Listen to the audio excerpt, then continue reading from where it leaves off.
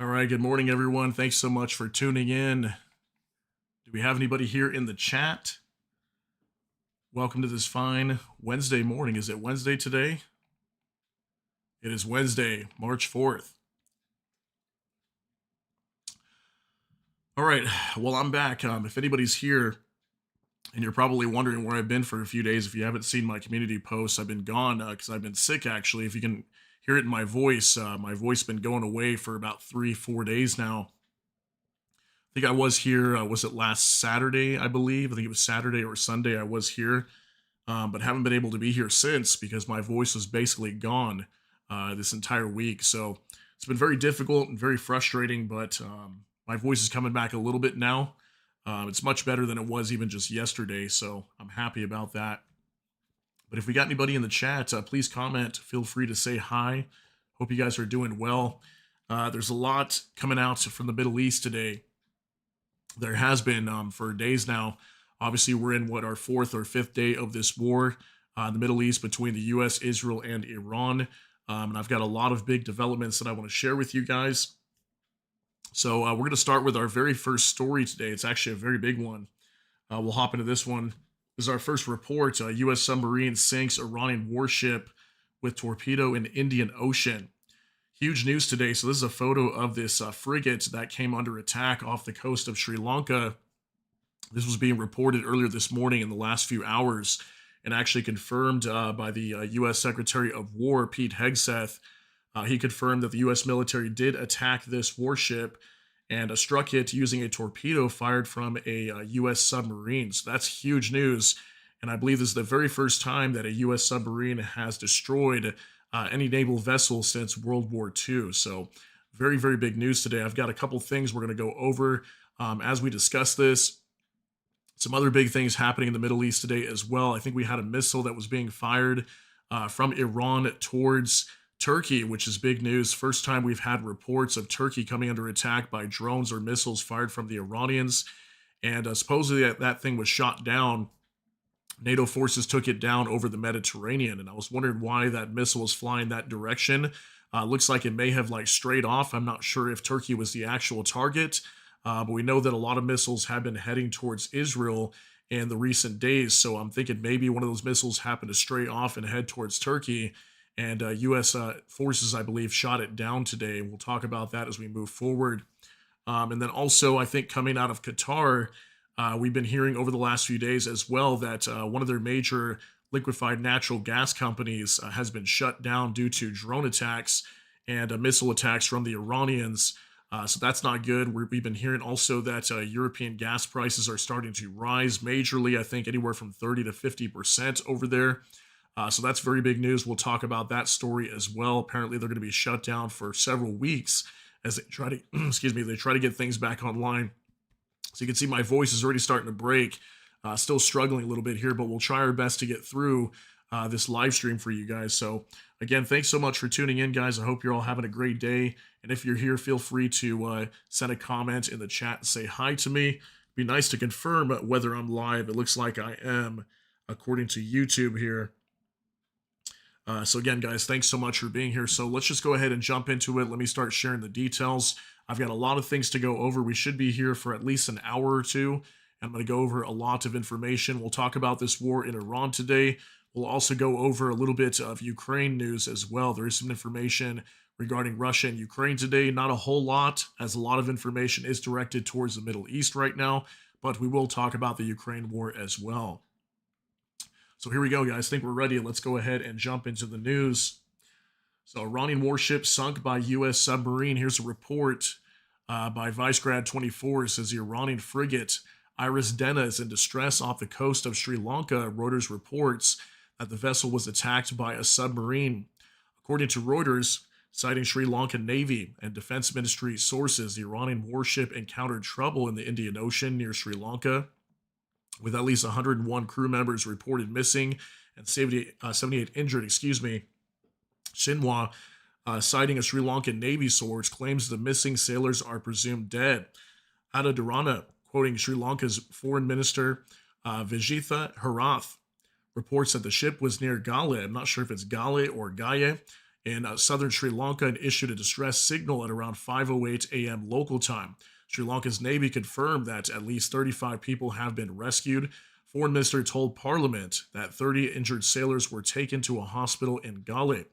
Reuters states that the frigate was attacked by a submarine. Mirror reports that the crew informed Sri Lanka's Navy that a projectile had struck the vessel. So yeah, that's what Reuters was reporting. There was actually no confirmed hits by the U.S. military or anything, but Pete Hegseth did come out later on and actually confirmed a direct strike on this ship. Excuse me. So there's going to be a photo of this frigate that came under attack. Hey, what's going on, Dr. Doom? Thanks for being here, man. And thank you for the get well wishes. I am feeling a lot better today, by the way. It's like much, much better than it has been recently. I've been really low on energy and everything, too. It's interesting because over here where I'm at, we're just starting to get into springtime. We've been having a lot of pollen coming down, too. So my kids are starting to get sick, too. They're getting like runny nose and stuff. I've been having a runny nose. So very unfortunate timing. This all started last week, Friday and Saturday, right when this war was kicking off. And I was like, no, this is the worst timing ever. And it was right on my son's birthday, too. My youngest son, 6 years old. He was just having his birthday, and I was just starting to get sick there. And I was like, you got to be kidding me. This is the worst timing ever. But yeah, thank you, man. Appreciate that. So yeah, getting back to this story. So yeah, crazy news today. So apparently a lot of these sailors were wounded, if not many of them missing or even killed in this torpedo strike. And there was video that was released today. We'll show you that to you here in just a moment.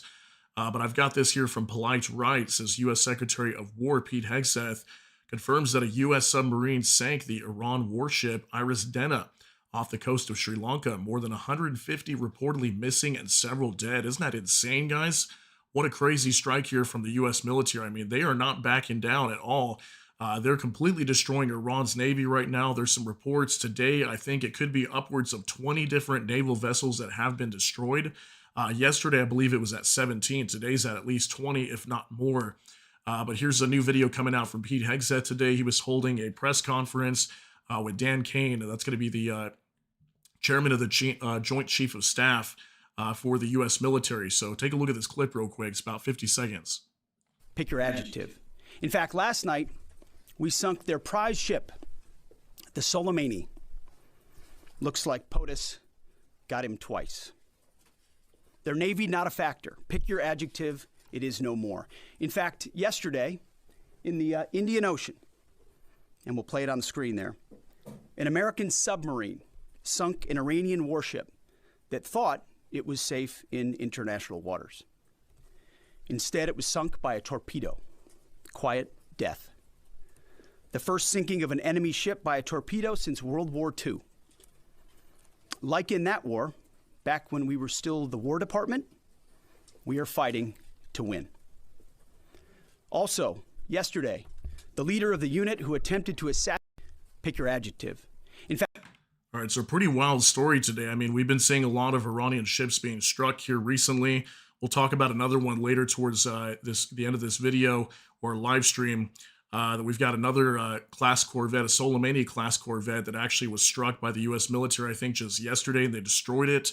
That's one of their pride ships that they're very, concerned about losing, and the U.S. military actually struck and destroyed it. So we'll show some pictures of that here in just a little bit. But here's video coming out now. Ocean Defender video just now released showing the sinking of the IRIS Dena off the coast of Sri Lanka with an Mk-48 torpedo. Yo, what's going on, Dave's Travels? How you doing, man? Thanks for being here. So check this out. Crazy video here. This is allegedly coming out for the U.S. military today, showing this, this submarine that struck this ship with a torpedo. Isn't that insane? Look at the destruction here. It looks like it struck possibly the backside of it. Massive explosion there, and a lot of sailors reportedly missing. And I believe the ship sunk. I'm not 100%, but I'm pretty sure it is sinking, if anything, right now, and possibly has already sunk. It looks like right here also there's possibly a fire that broke out on the ship after it was hit. So crazy news today. I can't believe what we're seeing over here in the Middle East, and Iran's Navy just being completely obliterated right now. Just some other updates as well. The U.S. and Israel has been pounding different military sites inside of Iran, especially the capital of Tehran, still getting hit very hard today. In a little bit, I'll have a video on that as well. Lots of IRGC sites being hit. Here's another update from ViceGrad24. It says breaking Trump writes that the U.S. will provide insurance for vessels sailing through the Strait of Hormuz and is willing to let the U.S. Navy escort oil tankers sailing through the strait. So some of these posts we're going to go over are coming out from last night. So we'll cover some from last night and then moving forward to this morning. It says effective immediately, I've ordered the United States Development Finance Corporation, or DFC, to provide at a very reasonable price political risk insurance and guarantees for the financial security of all maritime trade, especially energy traveling through the Gulf. This will be available to all shipping lines. If necessary, the United States Navy will begin escorting tankers through the Strait of Hormuz as soon as possible.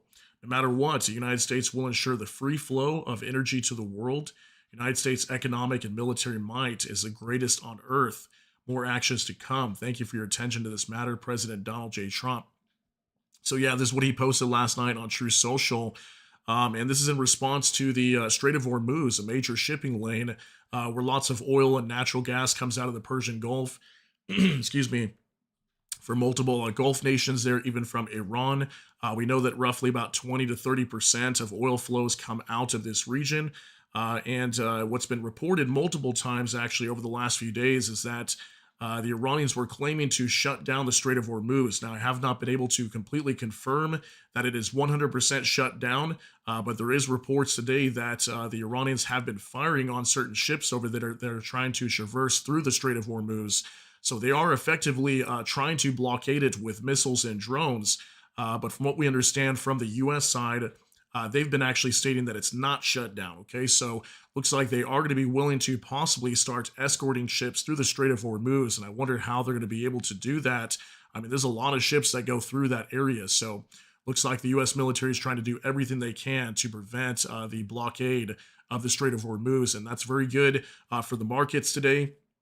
There's been a lot of pressure onto the U.S. administration recently regarding the Strait of Hormuz. We've been seeing a lot of markets, like last night, markets inside of Korea were completely collapsing. I think they went down like 15% in 2 days.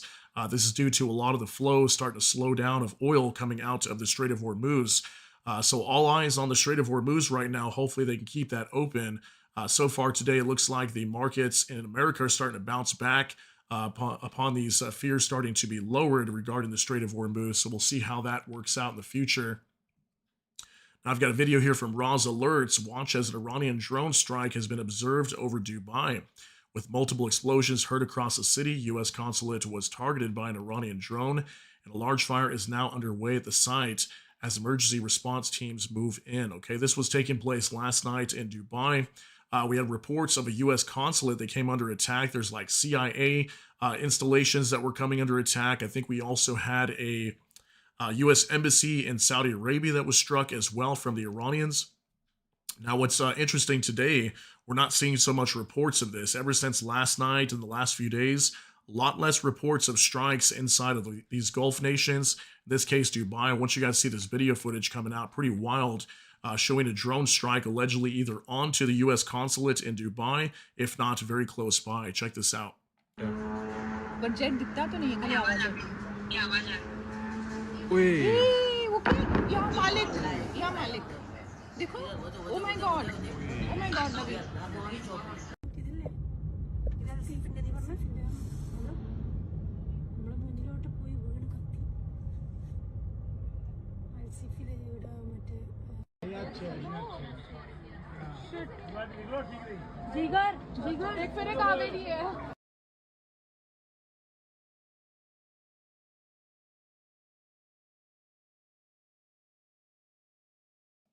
All right, so pretty wild video footage coming out from Dubai overnight. So yeah, allegedly a U.S. consulate coming under attack. And the Iranians have been doing this, striking a lot of embassies and U.S. consulates. I mean, we've seen hotels being struck, lots of different civilian infrastructure being attacked. Obviously, energy sites as well in many Gulf nations. Those were apparently happening for the last 2 or 3 days now. And a lot of these strikes are starting to slow down. And we'll talk about that as we move forward on why these strikes are starting to slow down from the Iranians. So by the way, guys, if you're just tuning in, I want to thank you so much for being here. And if you're wondering why my voice sounds kind of funny, again, I've been sick. Some of you guys might not be aware of that. I have been getting some messages from you guys on some of my other videos that I put out in the recent past. I have been sick for the last few days, so that's why I haven't been here. My voice was completely gone. So as you can hear today, my voice still sounds kind of funny. So thanks so much for being here. Hopefully by tomorrow or the next couple of days, it'll start to clear up and things will get better. But here's another video from Vice Grad 24. Tehran is currently under massive strikes. CBS News also reports that American B-2 Spirit bombers are targeting IRGC command and control nodes, as well as weapons depots and an assembly facility tied to the missile program across Iran. So widely being reported starting last night. You can see here March 3rd, 3:26 p.m., going towards the evening of yesterday. CBS reporting that American B-2 Spirit bombers are being used. I think even B-52 bombers are also being deployed onto Iran. Massive strikes being carried out over there. And I think it was CNN reporting yesterday as well that the U.S. going to be amplifying their strikes, while at the same time Iranian strikes are starting to be degraded and lowered. We're seeing less attacks coming from the Iranians. The U.S. military is going to be picking up their strikes. And a pretty wild footage coming out from Tehran last night, allegedly, and we've got huge explosions and could possibly be B-2 Spirit bombers attacking IRGC compound. Take a look at this.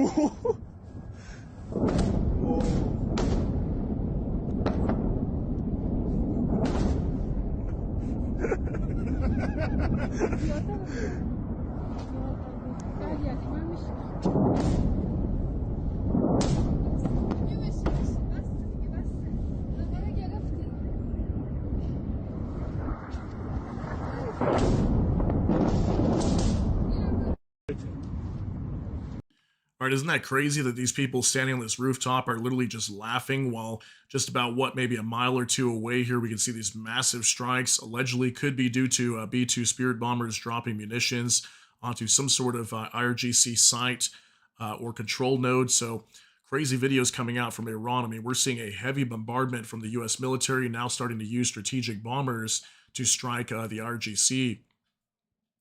Now, Max 25, U.S. and Israel are reportedly trying to trigger a Kurdish-led uprising inside of Iran, according to ITV News. Weapons have reportedly been smuggled into western Iran since 2025 after the 12-day war to arm thousands of Kurdish terror group members. They may launch a ground operation within days, possibly with U.S.-Israeli air support. So here's a report right here. It says United States seeking an armed uprising inside of Iran with ground operation expected within days. So this was being reported yesterday afternoon as well. You can see here, March 3rd, 2026 at 9 p.m. Okay, so from what I understand behind this story, so the Kurdish people that live, these are like an indigenous population that live inside of western Iran, also inside, I believe, Turkey, Syria, Iraq, multiple regions in the Middle East is where these people live, and these are U.S.-backed operatives that could be armed right now. I've heard some reports yesterday that a lot of weapons were being flown into these areas to arm the Kurdish people and probably to most likely carry out some sort of ground operation against the Iranians with the U.S. Air support. Okay, so that's crazy news. Also, we could see a ground operation being opened up onto Iran here very soon. And apparently the Iranians are very worried about that. Here's a map that kind of shows what we're talking about as well. This is from Megatron. Ron breaking. Iran troops have been deployed and prepared for ground invasion. IRGC ground forces have moved into Marivan, Kurdistan province, Iran, and have told residents to evacuate. They're likely setting up positions in preparation for a possible ground conflict with the Kurds. Okay, so here's a good map to kind of show you guys what we're talking about. So western side of Iran, there's a province here called Kurdistan, where some of these operatives could be possibly given weapons to launch a ground invasion directly into Iranian territory. So now we have not been able to confirm this as of yet, if this is going to be the case, but apparently the U.S. has been in talks with the Kurdish people to let them know that they want to support them and back them in an operation for this ground attack onto Iran against the IRGC. Now, that could be very big if this happens as well. I mean, the Kurdish people are, again, involved in multiple regions over here in Iraq, Syria, I believe even a little bit of Turkey as well. This could definitely destabilize the IRGC and keep them busy while the U.S. continues their strikes. So it looks like Iran is under immense pressure right now on multiple fronts. Now, Vice Grad 24 breaking: Israel launches massive airstrikes across Iraq against Iranian proxy groups. Excuse me. So we know, for example, the Popular Mobilization Force, I think is what they're called, the PMF. This is another Iranian proxy group that operates in Iraq. Apparently, Israel last night was carrying out strikes over there as well, going after some of these Iranian proxy groups. So not only are we seeing strikes inside of Iran, but Israel is now starting to go after many different proxy groups, especially over in Lebanon right now. There was reports of an Israeli ground invasion in southern Lebanon to go after Hezbollah. We were seeing a lot of strikes onto Beirut yesterday as well, the capital of Lebanon, striking Hezbollah sites. So we're seeing Israel not only going after Iran, but trying to also destroy their proxy groups located in multiple different regions of the Middle East. Now, Iran Spectator breaking news: Lindsey Graham confirms massive new attacks on Iran are now imminent. The amount of firepower coming in the next day or two from us is going to be overwhelming. The RGC and Basij members should lay down their firearms and stay at home with their families. And he says it's over. So this was Lindsey Graham. That's going to be a U.S. Senator out of South Carolina. Been very supportive of U.S. President Donald Trump wanting to launch these strikes inside of Iran. We've also seen him come out recently calling for Ukraine to be supplied with Tomahawk cruise missiles. And we know that that's probably a large reason why Trump did not want to hand these over to Ukraine, because look at how many they're using over there. I think about 400 of these could already have been deployed onto Iran. So clearly they needed them for themselves for this operation. But here's a clip of Lindsey Graham today speaking to reporters. This actually came out last night. Take a look at this. So I've never felt better about how this ends. It's not if they fall, it's when they fall. It's not us alone, it's us with the region. Europe is now getting into the game. So I want to compliment President Trump for starting something that the world is now gravitating to. This regime is in its death throes. The amount of firepower coming in the next day or two from us is going to be overwhelming. And when you add to the mix the Arab capability, then it's going to be overwhelming. The demise of this regime is at hand, and the goal is to make sure they can never be a threat like they were before. So I've never felt better about... All right, so yeah, it was reported, I think, yesterday or the day before. I believe it was from CNN. It was a mainstream news outlet that was claiming that the U.S. military was going to be amplifying their strikes onto Iran. We were going to see some of the biggest hits onto Iran that we've seen yet. Most likely with strategic bombers or maybe some sort of other weaponry. I'm not really sure yet. But apparently, according to Trump as well, I think it was yesterday or the day before, also, he was telling reporters that they haven't even begun yet inside of Iran, that some of the biggest hits are coming. So this is just a very beginning open operation onto Iran, and it's going to amplify in the coming days. So pretty crazy news there. Now, Vice Grad 24, we are sinking the entire Iranian Navy. Admiral Brad Cooper, commander of CENTCOM, released an update on Operation Epic Fury so far. That's the name of the operation. If you're not familiar with that, this is the name of the operation onto Iran right now. They're calling it Epic Fury.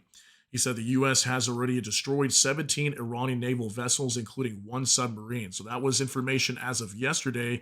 You see this came out March 3rd, 2026 at 4 p.m. here on X.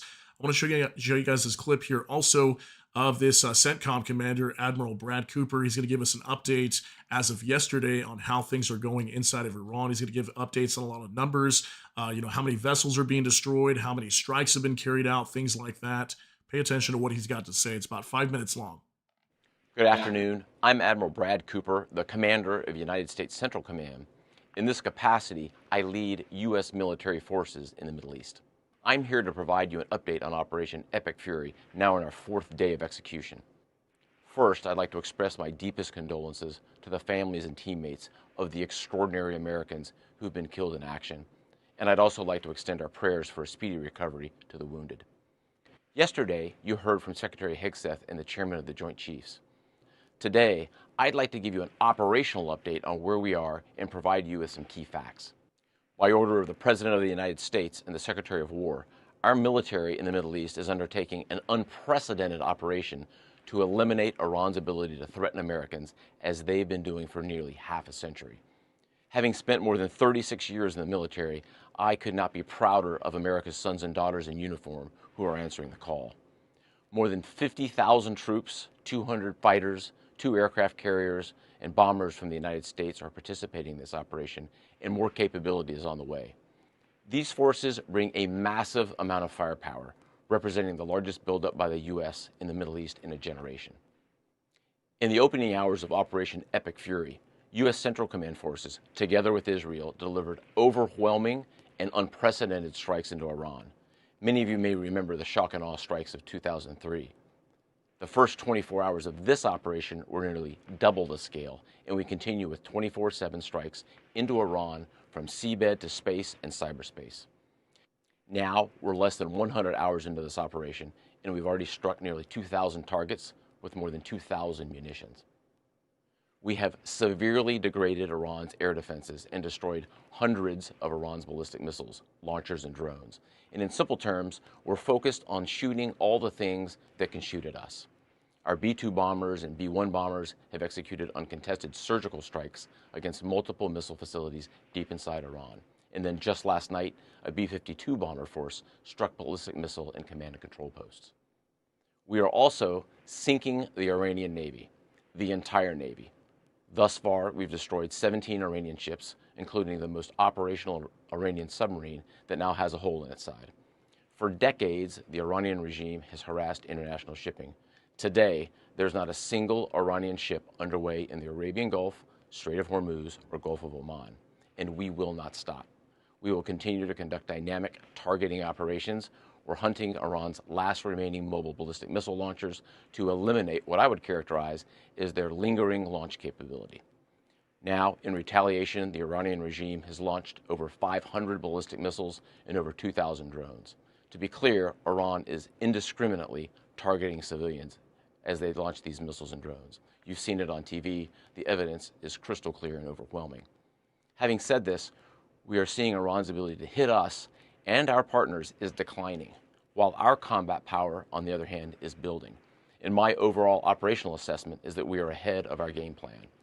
Along the way, every single branch of our military is achieving unprecedented success. I'll talk about just a few of them. Our naval forces have deployed multiple waves of cruise missiles, obliterating Iranian command and control and air defense capabilities. From 2 aircraft carrier strike groups, we're squeezing Iran from the sea and have them backed into their own ports. U.S. air forces are doing what they do best, executing a high volume of airstrikes right into Iran. Operationally, the 2 most powerful air forces in the world, the U.S. and Israel, are dominating the skies of the world's largest state sponsor of terror.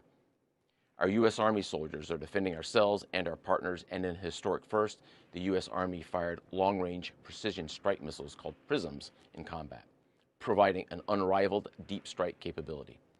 Also for the first time, U.S. Central Command's drone task force, called Task Force Scorpion Strike, launched countless one-way attack drones, achieving massive effects.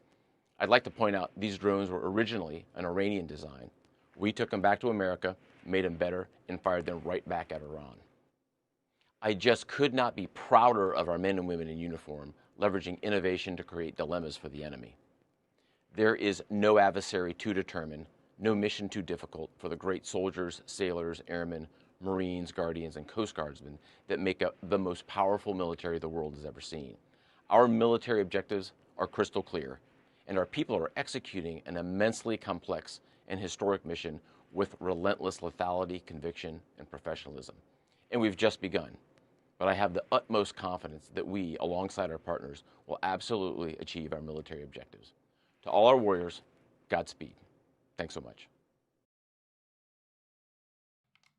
All right, wow, what a statement from Admiral Brad Cooper here. So let me know your thoughts on what he has to say here. I mean, 2,000 strikes inside of Iran already in just a matter of, 3 days, destroying a lot of their ballistic missile capabilities, their launch sites and whatnot. This is also why we're seeing a major degrading of Iran's military capabilities to strike many Gulf nations. We haven't been hearing too many strikes or like drone attacks, really even anything onto Gulf nations or Israel in general. I think there was some missiles attacking Israel yesterday, but nothing as extreme as we have seen in the recent past.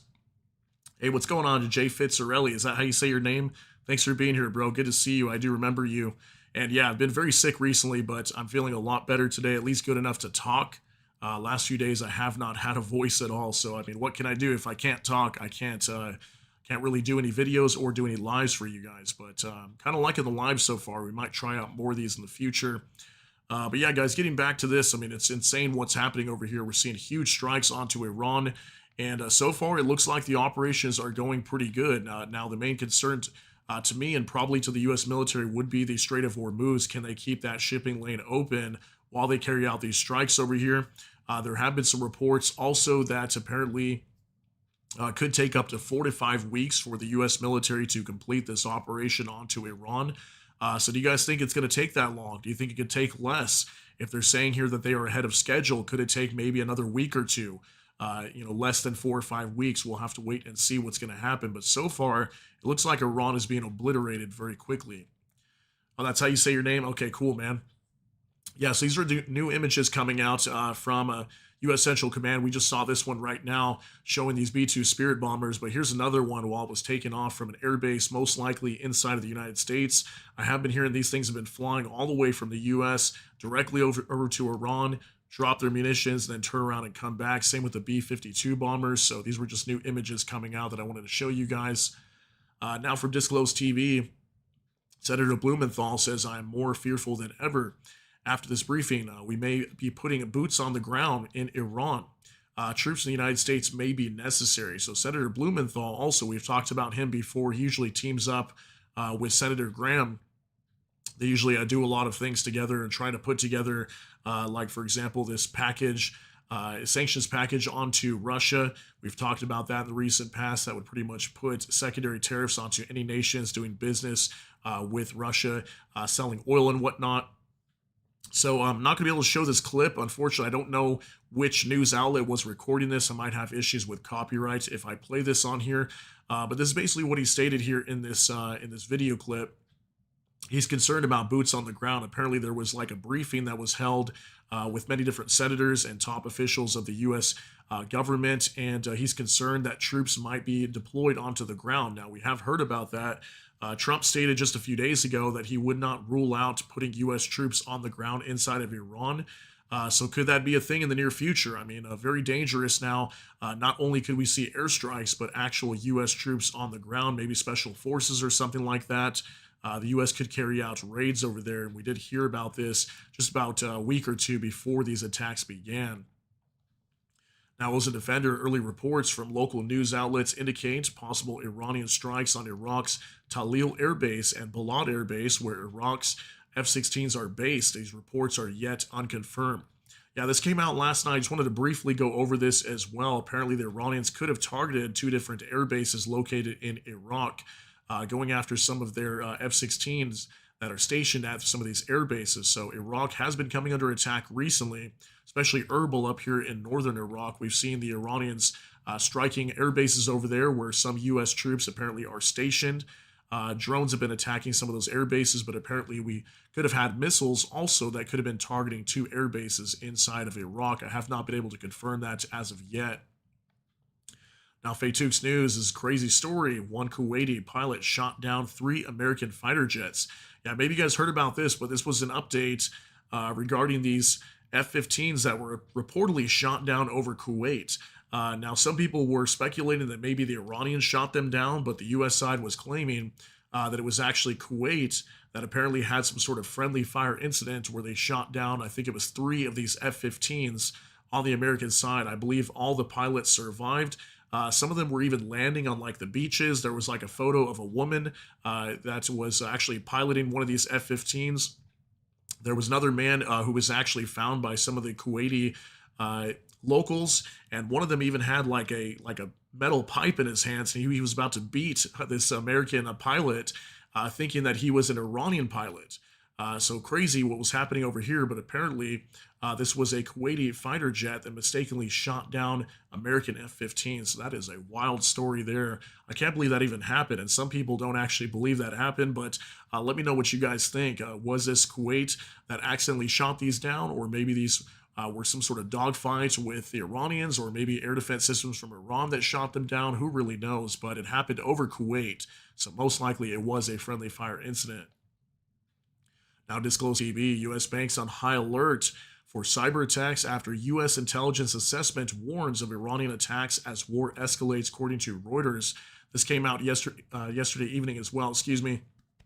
My voice is struggling a little bit again. Yeah, apparently U.S. intelligence assessment is warning about Iranian attacks, cyber attacks onto U.S. banks. Apparently, a lot of major banks in the U.S. could be cyber attacked. We haven't seen that happening yet, but apparently they are preparing for these cyber attacks. I mean, the Iranians are, at risk of completely collapsing over there. So I would assume that they're probably going to carry out something wild. But I mean, right now they're getting hit so hard and they're being pressured all over the place that I can't see them really being able to do a whole lot. Right now they're just taking on massive amounts of losses. So just keep an eye on that. We might see some sort of attack on banks.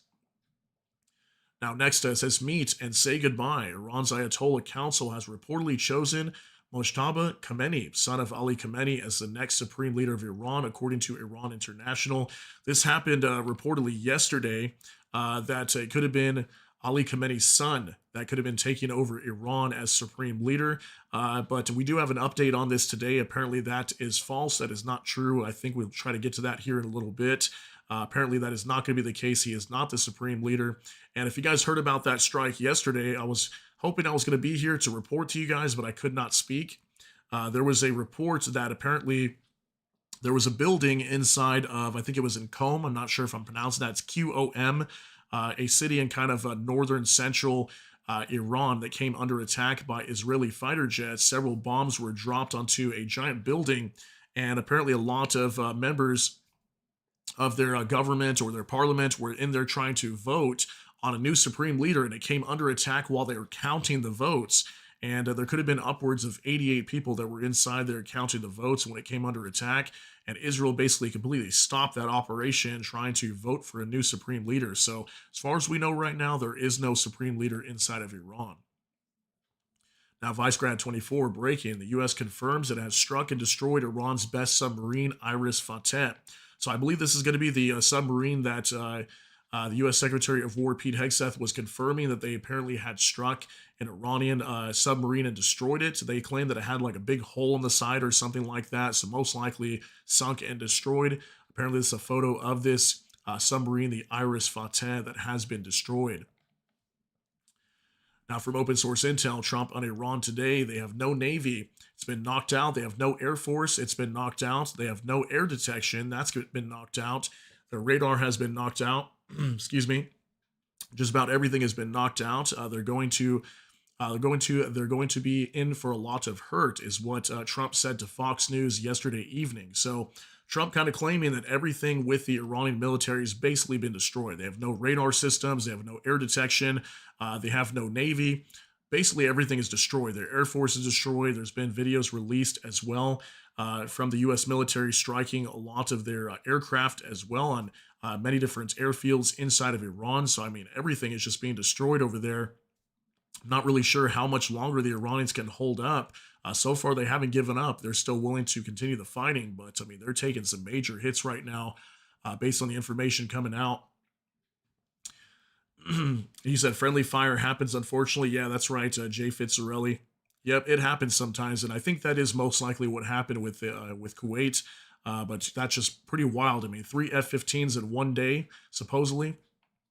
So Ozen Technical now, the UK MTO reports another ship was attacked this evening off the coast of the UAE's port of Fujairah, if I'm pronouncing that right, just south of the Strait of Hormuz. So this came out yesterday evening also, and I think there was another one today that we should be going over here in just a little bit.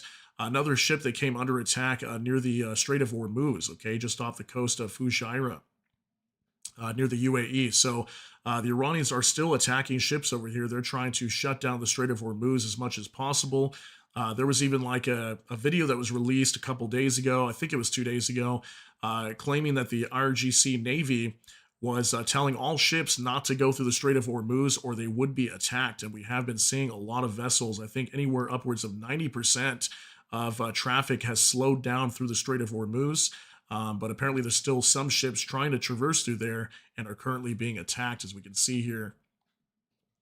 Now from N12 News, this is directly out of Israel. says Reuters news agency reports Trump administration plans to meet on Friday at the White House with senior executives from the United States major defense companies to discuss accelerating weapons production as the Pentagon works to replenish the munitions stockpile following the strikes in Iran and additional military operations conducted recently, according to 5 sources familiar with the plan. So, some sources, mainstream news, been indicating that apparently the Trump administration could be low on certain munitions. For example, like maybe Patriot air defense systems, their interceptors could be running low. We did hear some reports that Qatar was apparently running out. They were calling on the U.S. to help resupply them. There has been a lot of military planes flowing to the Middle East with new equipment. So apparently some of the stockpiles on certain munitions could be low. And apparently that's why the U.S. administration is trying to meet with some of the senior executives from major defense companies to talk about accelerating weapons production to replenish a lot of these stockpiles that could be low right now. And also, could it be due to potential operations in the future that Trump is foreseeing? Maybe they're going to carry out new military operations, because we did hear some reports as well that Cuba could be next after Iran. Okay, so that's something that we've been expecting for weeks now. So get ready for that next after the U.S. is done with Iran. And here we go, open source intel. It's a busy night for the United States Air Force. So this is a little snapshot taken from Flight Radar 24, showing a lot of aircraft flowing from the United States over to Europe, and then same thing from Europe down to the Middle East. Lots of these being C-17s, transport aircraft, C-5 Super Galaxies as well, that are transporting aircraft all throughout the Middle East right now, and obviously restocking for the American military as they continue these strikes onto Iran. So lots of air activity being reported over the last couple days. We're seeing a lot of replenishment of stockpiles here for the American military. And then finally, open source intel, Arab ambassadors in Washington, D.C. to hold an emergency meeting per Ashark. Okay, so Ashark, I believe, is going to be a Middle Eastern outlet. They were reporting this last night, and I'm not really sure what this is all about, but apparently Arab ambassadors meeting with U.S. administration officials to hold an emergency meeting. That could have been last night. I'm not sure if it was last night or maybe it's taking place today. But apparently they're discussing something, some sort of emergency. So I'm not sure exactly what that is going to be about. But we do know that many Gulf nations have been taking some major hits. We know that Qatar's liquefied natural gas companies have been getting hit very hard over there. Saudi Arabia, what their largest oil refinery came under attack by a drone. There was a huge fire over there reported. Apparently, they even shut down operations. Same with the Qataris with their liquefied natural gas. So this is affecting a lot of oil prices and gas prices right now, liquefied natural gas, that is, around the world, especially in Europe and in Asia. That's why we were seeing last night Korea's stock market completely reacting to the situation. It was going down like 11 to 15% just last night. So guys, I got a lot of other things I want to show you today. Just going to have to give me a minute here to pull up some of these details. But we got a lot of reports to cover. This is actually just a drop in the bucket. So hopefully we can cover everything here. So I'm going to go ahead and pull up some more reports. You guys just give me just one moment here. But in the meantime, let me know how you're doing. Hopefully you guys are having a good day today.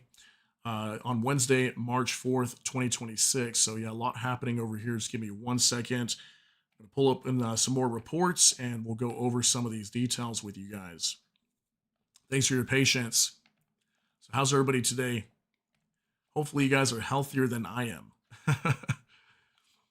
But I'm hanging in there. I mean, it's been a rough past couple days, but I'm happy to be here. I'm happy to be able to have a voice so I can actually talk with you guys and go over some of these news alerts, especially out of the Middle East right now. I mean, it was really unfortunate when I got sick last week, as it started right when all this was happening. Like literally on my son's birthday on Friday, and then that's when we were going right in. It was like Friday night, and I was sitting on my couch, and I was like, "Oh my gosh, are you kidding me? The U.S. military is going in like right when, it's my son's birthday, and I'm over here relaxing and crazy. What's happening?" Okay, hold on 1 second. Okay. Just going to take me a minute to get some of these details together. All right.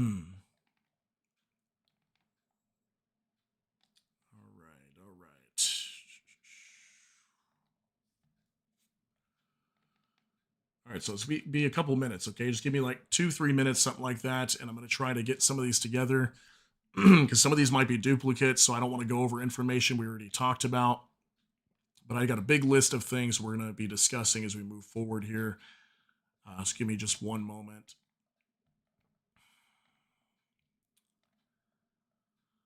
Okay, so yeah, we will be talking about Turkey coming under attack by a missile today.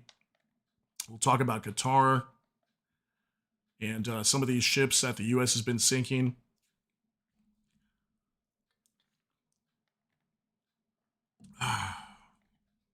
Thank you for your patience. Just another minute or two and I should be ready.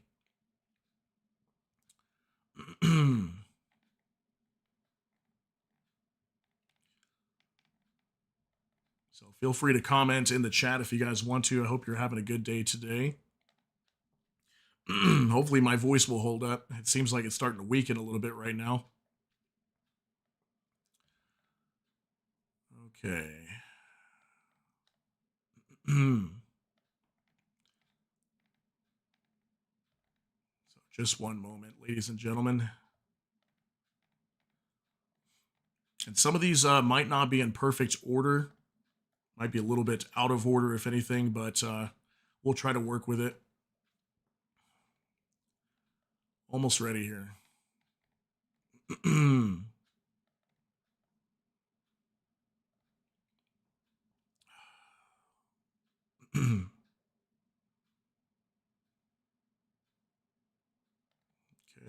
let's see.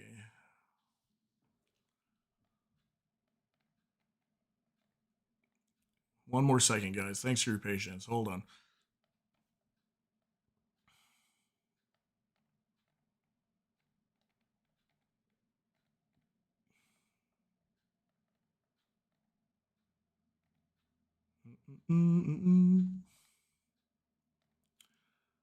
Okay. I think we got it here.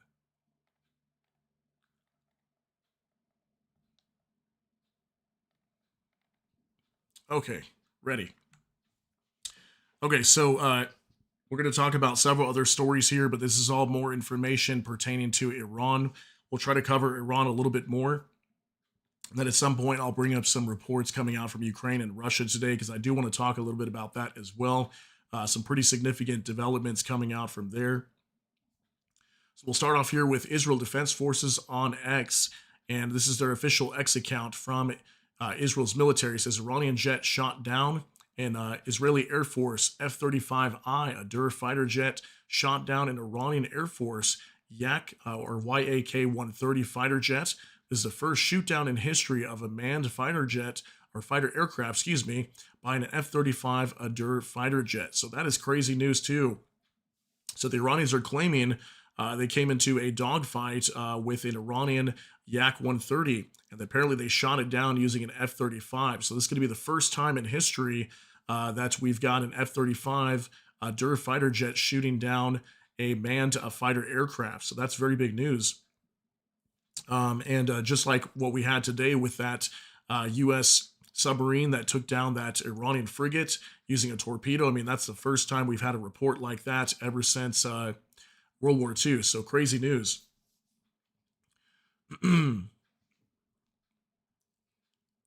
Oh, is that true? Is that true, Jay Fitz? Yeah, man. I mean, my kids, they've been getting a little sick too. I'm not sure. It's really hard to tell if it's sickness or not. They don't seem to be as bad as me. Mine was for sure sickness, but it could also be allergies, because I mean, right now there's so much pollen outside. Like when I go outside, all the driveways are all green and everything. So, that obviously doesn't help. But yeah, man, I hear you on that. All right, so Vice Grad 24 now breaking. Iran has fired a ballistic missile at Turkey. Turkish authorities say they shot it down as it was heading toward the Turkish border after flying through Iraq and Syria. So yeah, that was crazy news happening this morning. So Turkey was actually warning Iran and saying, you better be careful with some of these missiles. They called it a stray missile, that Turkey apparently was not the target. But apparently we did have a missile heading over there, and there was reports that the U.S. military did shoot this thing down. Apparently from the Mediterranean Sea is where a interceptor was fired and intercepted this missile being fired from Iran over to Turkey. So thankfully, it did not strike them. Because if you guys did not know this, Turkey is a NATO member. So could that enact Article 5 or force an enactment of Article 5 if they came under attack? Thankfully, it was shot down. All right, now next, Qatar, declares state of emergency and halts gas production. Authorities said the decision is linked to the rapidly deteriorating security situation in the region. Details about the duration of the restrictions and the potential impact on exports have not yet been specified. Okay, so we've got Qatar declaring state of emergency and halting gas production today, as I mentioned earlier. This is not going to be good news for like Europe, for example. Okay, if they're having to halt production of gas, especially liquefied natural gas, due to these strikes from the Iranians onto their facilities over there, this is greatly going to impact gas prices, especially in Europe. We know they heavily rely on the exports coming out from Qatar, so that is not good news if you live in Europe. If we have anybody here that's living over there, let us know what's going on. If you guys have any reports of prices over there, please share that in the comments. But some sources were indicating that anywhere from 30 to 50% an increase in prices was reported just in the last 24 to 48 hours. Hey, Jay Fitz, thank you so much, man, for that $9.99 donation there, super chat. Thank you very much, bro. I appreciate you. So yeah, it looks like we're going to see a lot of issues regarding commodities around the world. Many of these different gas companies being affected in the Gulf nations, on top of oil as well. So last I checked with the oil, I think oil was up to about $73 a barrel in the United States. I think it got as high as like $80 yesterday, but it has come down significantly due to some measures right now the U.S. administration is taking. Now, MAX 25, Iranian Navy Shahid Soleimani class corvette Shahid Sayed Shirazi was seen on fire near the port of Bandar Abbas after U.S. strikes. So this is going to be that Soleimani class corvette that came under attack by the U.S. Air Force. Okay, apparently they struck this thing and destroyed it. This is what Pete Hegseth was claiming earlier in that video that I shared with you guys, that they struck Soleimani twice. They took him out back in, 2019, I believe? And now they struck his corvette, or the corvette named after him. These were some images apparently coming out from that area. And here's a photo of what this ship looked like before it was destroyed. So as we understand, about roughly 20 or so Iranian naval vessels have been struck and destroyed. Some of them in the Strait of Hormuz, some of them in the Indian Ocean, and also located inside of ports inside of southern Iran. So crazy news there. Now, Mari Nafal, Israel hit Isfahan and Shiraz for the first time in this campaign overnight. More than 20 targets, 2 facilities storing advanced Ghadr ballistic missiles destroyed, air defense systems knocked out, many dozens of ballistic missiles and cruise missiles eliminated in a single night. Iran is losing its missiles faster than it can fire them. This was reported by the Times of Israel, and here's a photo coming out from Iran showing a massive airstrike. So yeah, this is why Iran's having a hard time firing back with missiles and drones right now. I mean, everything is just being destroyed. I mean, with 2,000 strikes carried out in a matter of 3 days just from the U.S. military alone, I mean, that's not even including Israel. That is absolutely insane, the amount of firepower we're seeing here coming from the U.S. military directly onto Iran, degrading their capabilities to fire back. So a crazy update there as well from Times of Israel. Now, open source intel, the IDF says Iran quietly moved to rebuild its nuclear and military capabilities after Operation Rising Lion. According to the IDF, Tehran repaired damaged nuclear sites such as Isfahan, sealed tunnel entrances under large earth mounds, and imported specialized equipment to expand solid fuel ballistic missile production. Iran also accelerated missile development and sent billions of dollars to proxies, including Hezbollah and the Houthis, while hiding the effort from the international oversight. The IDF says this covert rearmament campaign led to the current joint U.S. and Israeli operation aimed at stopping Iran's buildup and removing long-term threats to Israel. So this is something we heard about a lot just prior to the U.S. Carrying out this operation, that apparently the Iranians were starting to rebuild a lot of their nuclear sites, trying to once again start reaching a nuclear weapon.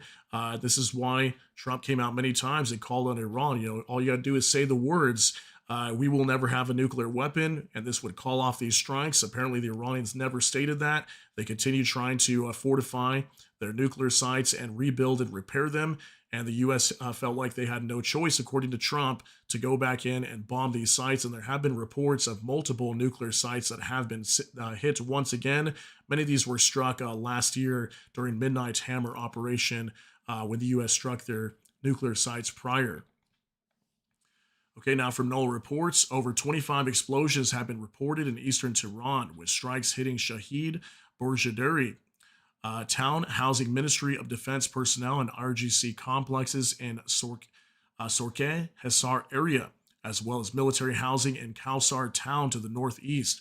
This came out earlier this morning. These were new strikes being carried out today in eastern Tehran. It's going to be their capital. Massive airstrikes. I mean, look at that, guys. Look at all these huge explosions right here from U.S. airstrikes. Is that a helicopter right there as well? That could possibly be one right there in the skies, right above all these massive strikes. I mean, look at that.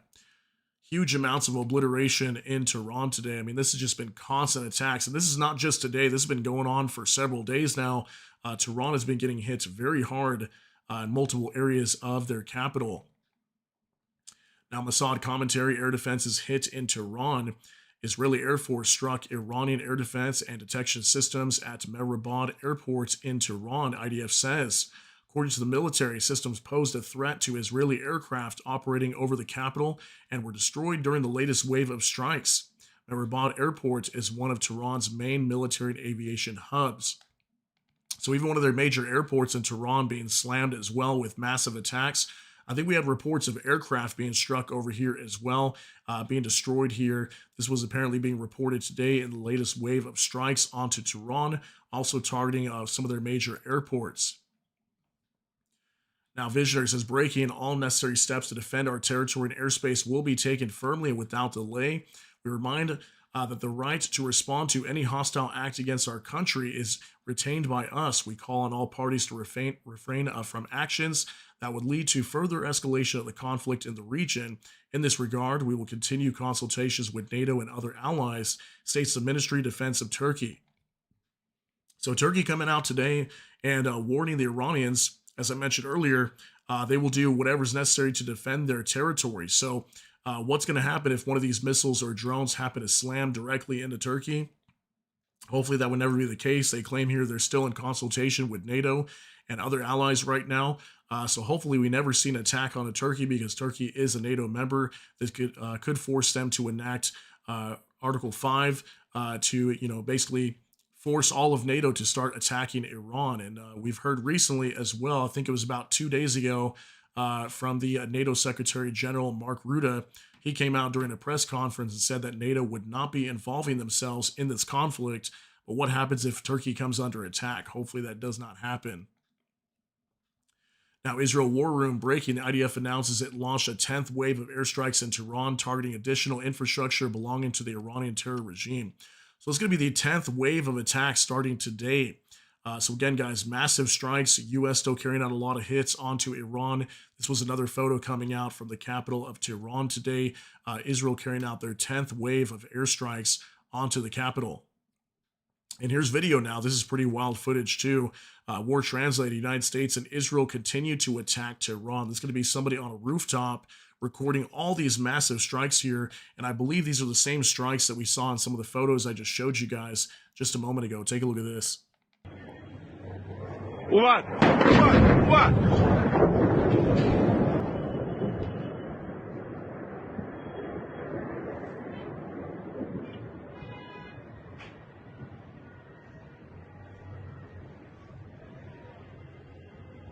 از اینجا میاد اینجا.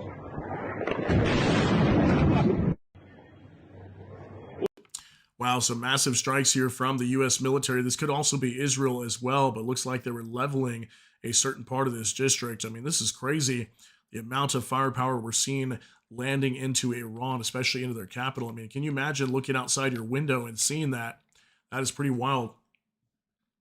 All right, now insider paper breaking. Pentagon Chief Pete Hegseth tells reporters that the U.S. and Israel will have complete control of the skies over Iran in under a week, according to the press conference today. So something else that the Pentagon Chief Pete Hegseth, reported today is that the U.S. will have complete control of the skies, okay? Complete air superiority in under a week. I think we also had, who was it? The Treasury Secretary, Scott Bessent, he came out today as well, stated they already had air superiority. So I think many could argue they already have control of the skies inside of Iran. I mean, they're just smashing Iran to bits and pieces right now. So, yeah, apparently within the next week, they'll have full control of the skies over Iran. So that's a big update there. Now, Spectator Index breaking. Iranian official says that the country doesn't seek negotiations and is ready for a long war. This came out earlier this morning at 1 a.m. My time here on March 4th. So apparently an Iranian official, I don't know who it was that stated that, they said they're not seeking negotiations. They're ready to continue a long war with the United States. So I really wonder what Trump's plan is to get out of this. I mean, aside from destroying all their capabilities, is that what's going to happen here? I would assume they're just going to keep destroying the RGC capabilities until they basically can't fight, is what I would think. But apparently they're ready for a long war. So what if the Iranians don't ever choose to end this war? They just keep fighting. I mean, if everything is destroyed, what can they possibly do? The war would, I would think, would be lost at that point. But you guys let me know what you think in the comments here, in the chat. Let me know what you think on how Trump plans to end this war. Let's say it goes on for 2 or 3 months. I would hope that would not be the case, but if this were to go on for 2 to 3 months and Trump maybe felt like they couldn't pull the U.S. military out of there yet, you know, what's going to happen? Are these strikes just going to go on forever? Somebody's going to have to give in here, and I wonder how Trump plans to end this conflict when he's ready to. Now, Clash Report, Hegseth on Iran. Iran's senior leaders are dead. So-called governing council that might have selected a successor is dead, missing, or in bunkers. Senior generals, mid-level officers, and enlisted ranks can't communicate or talk. Yeah, that's another update from Pete Hegseth today, pretty much saying that their entire military structure, their government structure, completely obliterated and annihilated.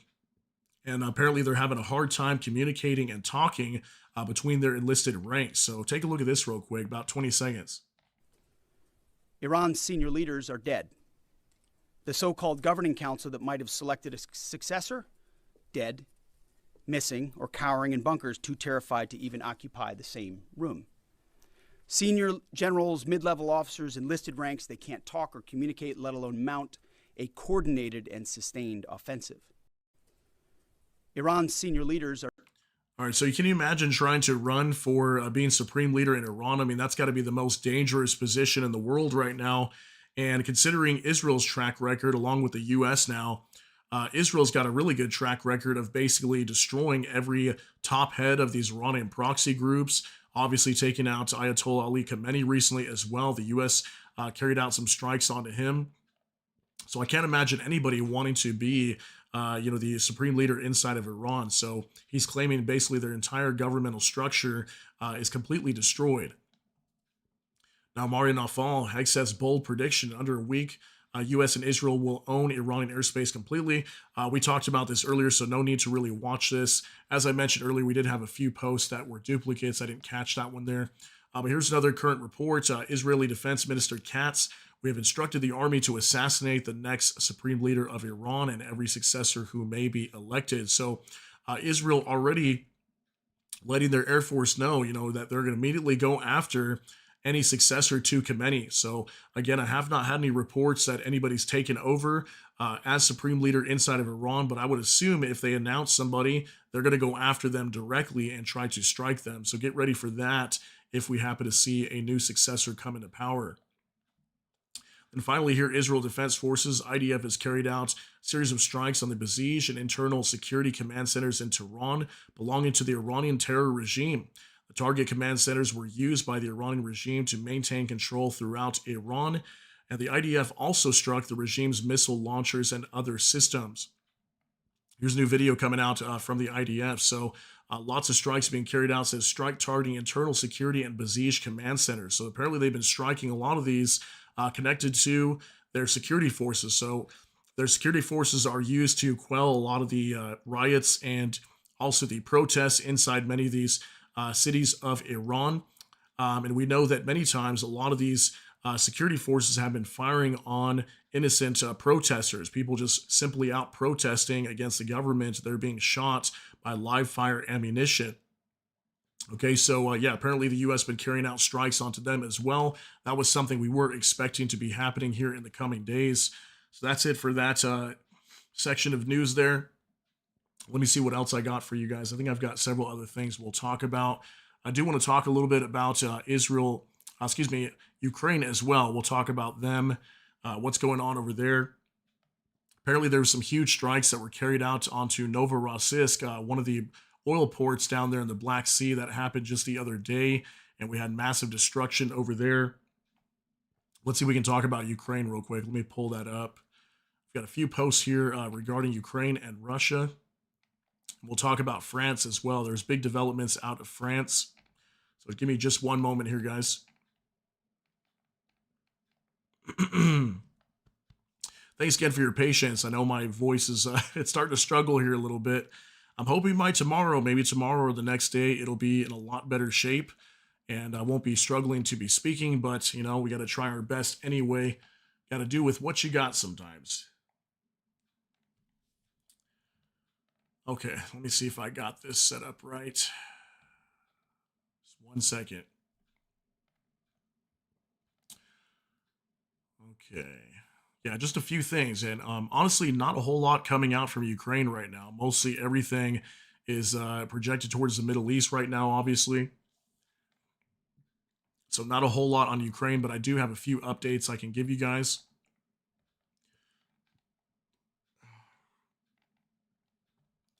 Okay, so here's some things I had coming out from Ukraine today. Let's talk about that real quick. Okay, this was from Tendar. This is the most recent update coming out earlier this morning. So a Russian Mi-8 AMTSH chopper has been shot down over the Rostov region in Russia last night. The cause was most likely friendly fire. Russian air defense mixed up the Russian chopper with Ukrainian UAVs, which were swarming the area. Crew and vehicle have been destroyed. So this is a crazy update right here. So an Mi-8 helicopter shot down reportedly in the Rostov region. So it looks like this was friendly fire. It says here they were mistaking it from a Ukrainian UAV that was supposed to be coming into the area, or multiple swarms of Ukrainian drones. And they had accidentally shot down their own Mi-8 helicopter. This is apparently a photo coming out showing the burn site after it was struck and then crashed on the ground. Jay Fitzgerald says, have you heard if Pickaxe Mountain been hit yet? And if not, why do you think not? Pickaxe Mountain, are you talking about inside of Iran? Actually, if I be honest, I've never heard of that before. So you might have to fill me in on that, what Pickaxe Mountain is. If it is inside of Iran, obviously we don't cover Iran a whole lot here on this channel, so I haven't heard too much talk about that. But yeah, here's an update coming out from Ukraine. That was big news today. Now military news UA, Norway is ready to start negotiations with France regarding the possible joining of the European nuclear umbrella. All right, that was big news today as well. Norway apparently wants to start negotiations with France, and they want to be able to host French nuclear weapons. So if you guys didn't hear about this, this happened in the last 48 hours, I want to say.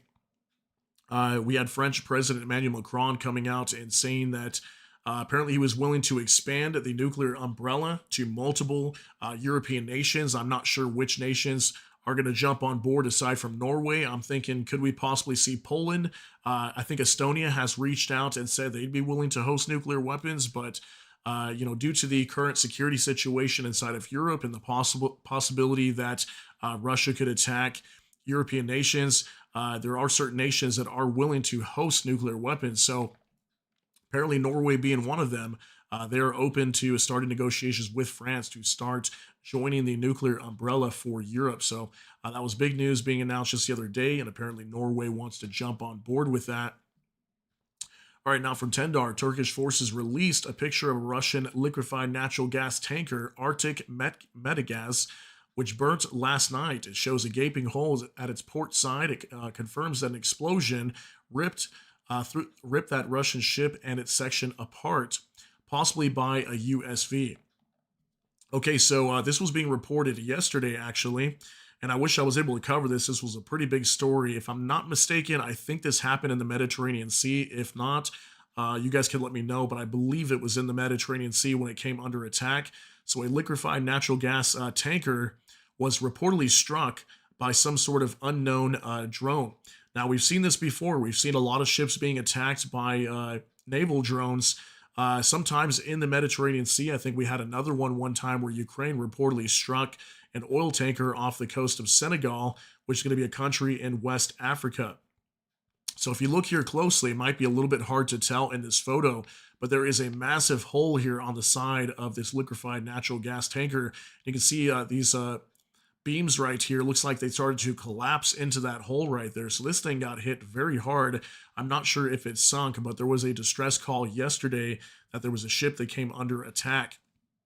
So a Russian liquefied natural gas tanker supposedly being struck, and it could have been Ukraine that did this with a unmanned surface vessel. I believe it was in the Mediterranean Sea. So yes, Iran, it's where we think the centrifuges are at this point. You can see it from the satellites. Oh, okay. So regarding their nuclear program. Okay, I'll have to do some research on that because I have not heard anything about Pickaxe Mountain. I don't really see anybody talking about that or anything like that. So if I get some information on that, maybe we'll cover that at a later time. But that's pretty wild. Yeah, I would think that the U.S. military is going to try to go after that and destroy their centrifuges for their nuclear program. Okay, so now from Anton Gerashenko, Russia will not impose sanctions against the U.S. for attacking Iran, says Lavrov. It is simply not our method. We never resort to such things, Lavrov added. So this information was actually breaking, I think, yesterday. But there's a video here that I can show you guys. We'll go ahead and roll this. It is going to be in Russian. But there will be some subtitles here. Let me see if I can remove this on the screen real quick. There we go. That way you guys can see the subtitles. But this is the Russians coming out and claiming they're not going to sanction the United States. I mean, I can't really see what their sanctions will do, even if they decided to sanction the U.S.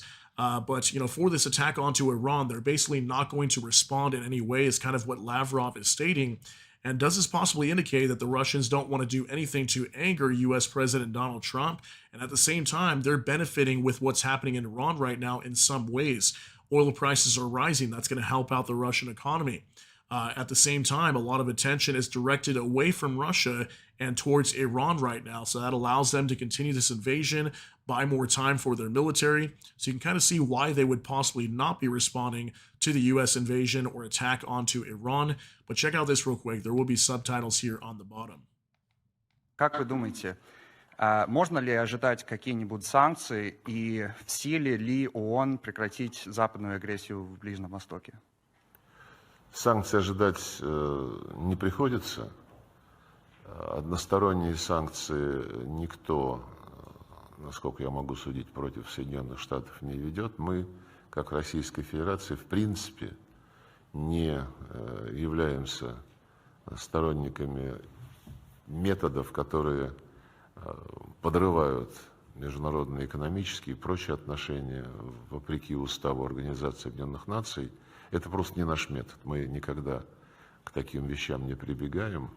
Но что касается остальных, я просто не вижу интереса использовать этот ресурс, к которому прибегает исключительно сам Запад, прежде всего Соединенные Штаты, но в последнее время все больше и больше Европейский Союз. Okay, so this to me really shows what kind of a partner Russia really is, right? So, I mean, obviously, when Iran really mostly needs them right now, they're not really there to help them out. So I'd be very wary of being a partner with Russia right now. We saw this with Syria as well when Syria started to collapse. And we had Bashar al-Assad flee Syria. The Russians really didn't do a whole lot to help Syria. I mean, also right now, they're allocating so many assets into this war with Ukraine.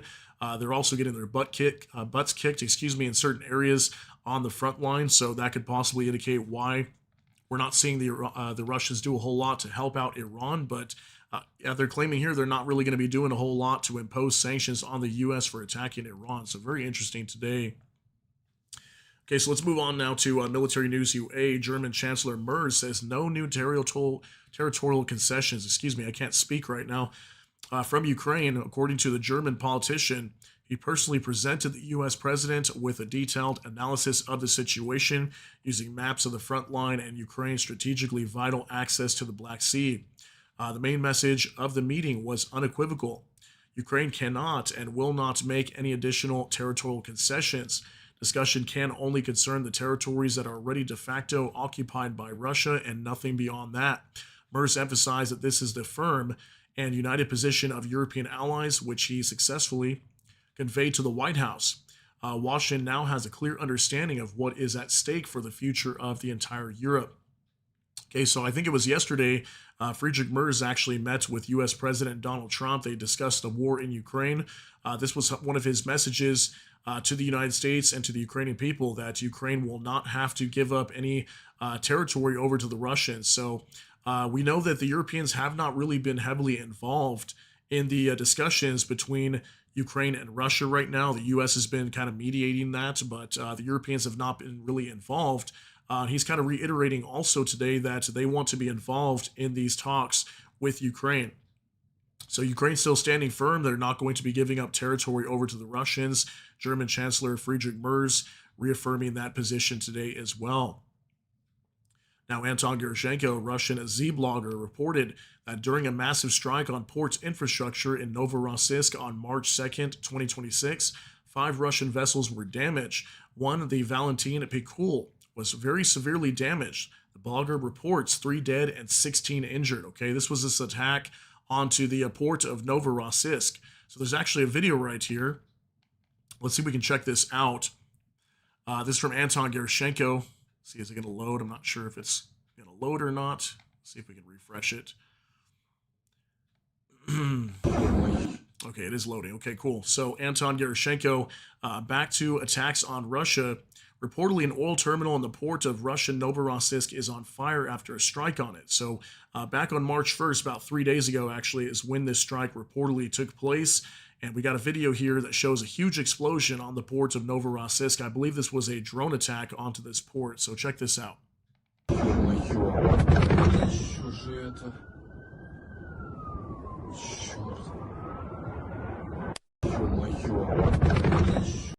All right, so it is being reported today that allegedly at least one Russian Navy ship was struck and possibly even destroyed. Let's see if we can go back to that post here. Yeah, it says here 5 Russian vessels were damaged. So one of them being this ship right here. So I believe this is a Navy ship. Is this I'm not sure if this is a patrol ship or what this is for the Russian Navy, but it was struck and damaged apparently on March 2nd during this attack. And we had several other vessels that were also targeted and possibly struck or destroyed. Those could have been also oil tankers that were loading up at the port of Novorossiysk. So pretty crazy updates here as well. Ukraine still carrying out massive attacks. And it really sucks that a lot of this stuff is not being widely reported right now due to everything happening inside of Iran. There are still some reports coming out from this war from Ukraine and Russia, but not nearly as much as we've seen in recent weeks. Now, Euromaidan Press, Zelensky says Ukrainian troops should push into Russian territory to create a buffer zone that puts Kharkiv out of artillery range. Ukraine's second largest city, 30 kilometers from the border, has been under sustained shelling, drone, and missile attacks since 2022. So we've talked about Kharkiv before. So Kharkiv is a city up in northeastern Ukraine. And it's a large city. I think is there over 1 million people that live there? It's a very big city that constantly comes under drone missile attacks repeatedly almost every night. It's so close to the border of Russia. It's even under attack by artillery as well. So apparently Zelensky is calling on Ukrainian troops to push into Russian territory. That'd be into the Belgorod region. So I wonder if we're going to see a new offensive in that area. That's something that has been talked about in the recent past, but I have not been able to confirm whether the Ukrainians are launching a counteroffensive into the Belgorod region. So could we see a new incursion possibly sometime this year onto Russian territory? Yo, what's up, Dave's Travels? Says, no cues at gas pumps yet, just slight price increase, nothing too severe.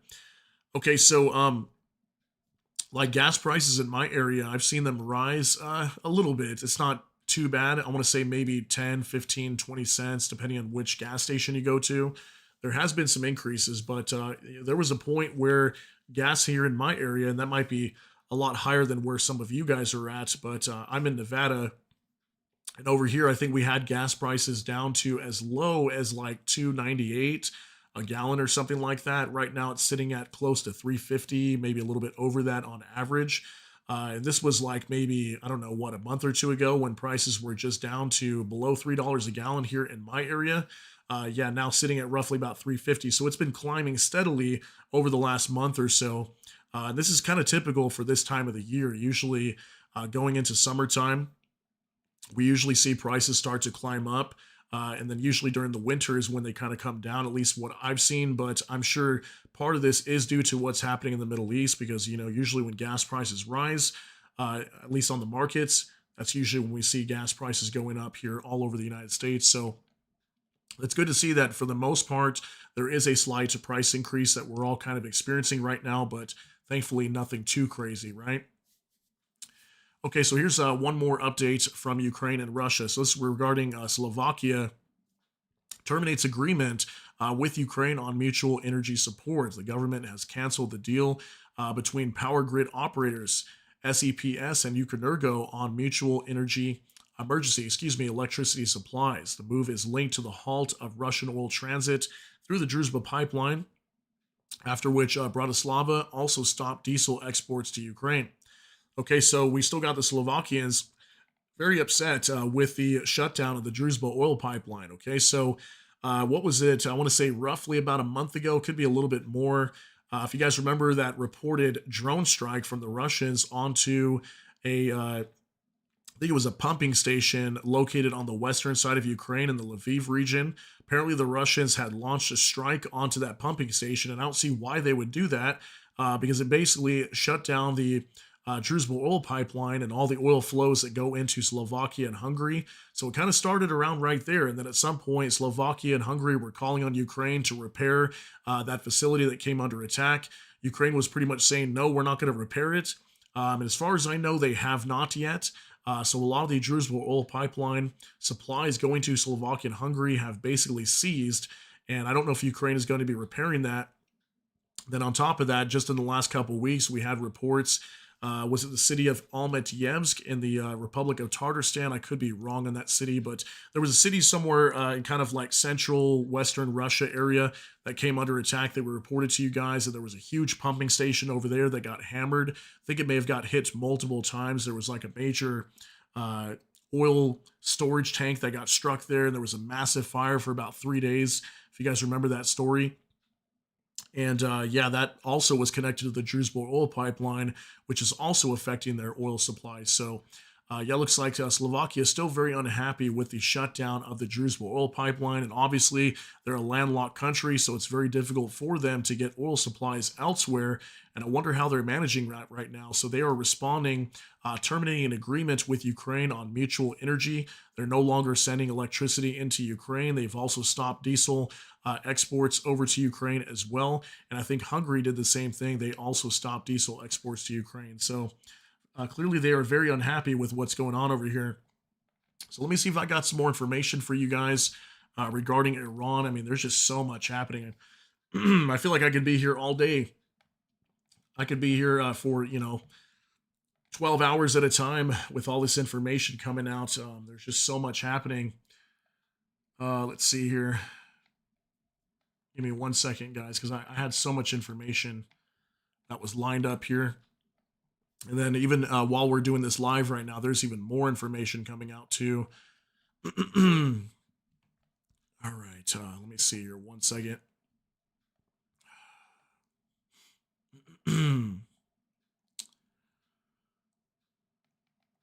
Okay, you know what? Actually, I want to talk about this real quick as well. Not sure if you guys have been hearing about this. Let's go over this report real quick. This is from Maru Nafal. It says U.S. military launched combat operations in Ecuador. Southcom says U.S. and Ecuadorian forces are conducting decisive action against narco-terrorist organizations. Ecuador's defense ministry says the details are classified. 2 months after capturing Maduro in Caracas, U.S. is now running active military operations in a second South American country, all while simultaneously waging the largest Middle East campaign since 2003. Source was The Guardian. So this is an image coming out from video that was being shared from U.S. Southcom. So there are Southern Command forces down there that are operating like in the Caribbean Sea. The U.S. military carrying out operations with the Ecuadorian military and trying to take out narco-terrorist operations down there. So not only are we seeing this, what happened down in Venezuela, but now the U.S. military carrying out operations in Ecuador. This was being announced just yesterday evening. And then on top of that, didn't we just have a strike coordinated with the U.S. military, with the Mexican military as well, where they carried out a strike on that top leader of the some of the cartels, or one of the major cartels inside of Mexico. So U.S. still carrying out a lot of operations going after these narco-terrorists and these leaders of these cartel groups. So looks like this operation is still ongoing at this time. So that's pretty wild information today. Wanted to talk about that briefly. Let's see what else we got here. I think I've got more things to cover. I just don't know if my voice is going to hold up for another 30 minutes or an hour. We're going to have to wait and see. I did have a bunch of other things that I wanted to talk about here. Here's another story too. This is not so much relating to Iran, but since we're kind of off topic with Iran right now, check this out as well. This is actually out of Africa. It's from Nexta. It says a new war. Sudan accuses Ethiopia of involvement in drone strikes on its territory, according to Clash Report. Sudan's foreign ministry says the drones were launched from Ethiopian territory in February and early March, hitting targets inside Sudan. Khartoum, if I'm saying that right, called it a clear violation of sovereignty and direct aggression, warning that it reserves the right to respond. So Sudan reportedly coming under attack by a drone. And they're claiming this was Ethiopia next door that did this. So if you notice, this is close to the Middle East, okay? Right here next to the Red Sea, here Saudi Arabia, and then just over to the other side over here, this is closer to Iran. So something I was thinking was, was this maybe an Iranian drone that ran astray and maybe flew over Saudi Arabia? I mean, we've heard reports of drones in Saudi Arabia, some of them striking like critical oil infrastructure over there and air bases like the Prince Sultan Air Base. So I'm not 100% sure here, but could we see another war breaking out over here while the U.S. is constantly attacking Iran? We could possibly see some military tensions between Sudan and Ethiopia here very soon, as they're claiming that Ethiopia fired a drone into their region, into their nation, and striking over there. So that's a pretty big development as well. It's just crazy. I feel like there's just wars happening all over the place right now. I mean, it's just everywhere. So let's see here. Let me see what else I got for you guys. There is a lot, and that's for sure. Let me see if I can pull up a few more posts here. Let's talk about some more news. We just covered Ukraine a little bit. Got a few other things here I can pull up. Just give me 1 minute, guys. About 30 seconds or so. Let me just kind of go through this real quick.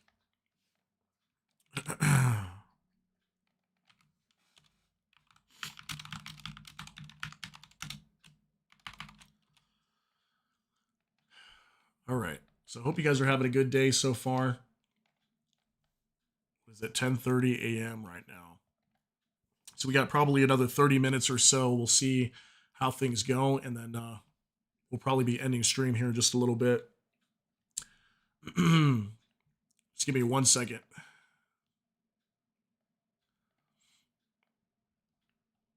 Okay, so we'll talk about Hezbollah a little bit. We're going to talk about Beirut coming under attack over there.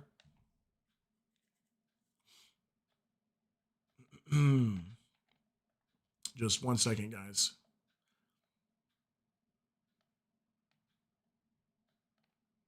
Just got to comb through these real quick before I share them with you and make sure everything is good.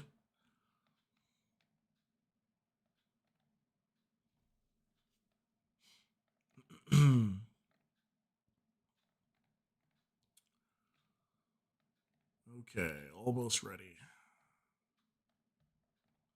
Okay, got a few more things I could show you guys here. So let's jump back on over to X now. So we're going to start talking about Iran once again. I've got a few more updates here. from next to powerful footage, strike on Hezbollah's underground arsenal and command center in southern Beirut. The video was released by the IDF press service. According to the Israeli military, the target was an underground weapons depot and command facility. Okay, so we've got new video here. It's being released by the IDF today. New airstrikes being carried out into Hezbollah positions, mainly in Beirut. Lots of buildings being destroyed here. These strikes were started on, I think it was Tuesday night. Was it Monday or Tuesday night, I think, is when Israel started carrying out strikes over here. And as far as I know, the main reason why they're striking Hezbollah targets inside of Beirut again is because we had rockets and drones being fired, onto Israel again. On their northern side, I think they received several rockets that were fired. Even the Lebanese government, they were actually calling on Hezbollah to disband. They actually don't want Hezbollah there inside of their country anymore due to potentially starting a new war. I mean, if this kicks off and Israel starts heavily hammering Beirut, I mean, they could make Beirut look like Gaza. And we're already starting to see that. We're seeing heavy strikes being carried out, as we can see here in this video footage. So looks like tensions are once again flaring between Lebanon and also Israel. Now, as a defender, per chairman of the Joint Chiefs of Staff, a single Mk-48 torpedo was used to sink the IRIS Dena off the coast of Sri Lanka. So that's U.S. submarine that struck that frigate, that Iranian frigate off the coast of Sri Lanka. This is apparently what these torpedoes look like. That was used to destroy that Iranian frigate today. So that is crazy. Look how massive that thing is, fired from a U.S. submarine today in the Indian Ocean. So very cool to see that massive missile there, or torpedo, excuse me. Now, Max 25 claimed at Strait of Hormuz, a Maltese flagged container ship was attacked by a missile in the Strait of Hormuz off the coast of Oman. So this came out earlier today. There was confirmed reports of another attack of a ship that was trying to go through the Strait of Hormuz. So as you can see here, lots of smoke over there in the distance. This is probably being recorded off the coast of Oman, is what I'm thinking.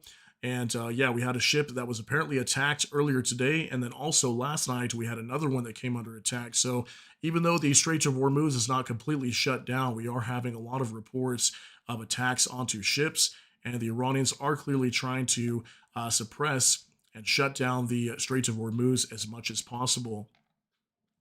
Now, from NOAA reports, Israel's foreign ministry said Iran is launching missiles with cluster warheads, deliberately targeting civilians, with the munitions detonating in the air and scattering explosives across wide areas. They're designed to kill as many civilians as possible, the ministry said. So this was according to the Israeli military. So they're reporting that cluster bombs are being used inside of Israel.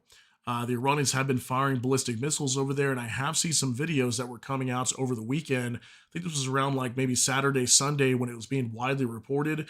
There was missiles incoming to Israel, like in Tel Aviv, for example. And some of these looked like they were actual cluster munitions. They were breaking apart into multiple fragments, as you can see here. And they were just showering down onto Israel. So it looks like we did have reports of cluster bombs being used to strike civilians. And this is something that the Israelis were stating, that the Iranians are directly going after civilians inside of Israel. They're not so much going after military sites, is what the IDF has been saying here recently. Now, Faytus Network, U.S. Treasury Secretary Scott Bessent says the U.S. now has complete control of the Iranian sky, adding that everything regarding Iran is going magnificently. So as I mentioned earlier, Scott Bessent did state that today. So this is what he stated exactly word for word. They've got complete control of the Iranian skies, and he's stating also that everything is going magnificently. This is also kind of what Trump has said as well. So you guys let me know what you think down in the chat. Do you think the mission onto Iran right now is going well? Do you think that the U.S. military is ahead of schedule? It's kind of what Brad Cooper, the admiral for the U.S. CENTCOM forces over there, he stated that earlier that I showed you guys in a video. Let me know what you think. Do you think they're doing a good job over here right now? Do you think this war is going to continue for another 4 to 5 weeks, like is what Trump was stating just the other day? Or could we possibly see an end to this conflict here in the next maybe week or two? So we'll have to wait and see what's going to happen. Now, Mossad commentary, they already lost. Israel advocate Hillel Fuld shared what appears to be a message exchange with a U.S. Navy SEAL describing the situation in Iran. According to the message, Iran's Navy has been completely wiped out. All effective air defense systems are gone. Full air superiority has been established. What remains are some ballistic missiles and drones. The message concludes, they already lost. We're just doing surgical work right now. So apparently this is a chatter here on Telegram. This was a U.S. Navy SEAL speaking to an Israeli advocate named Hillel Fould.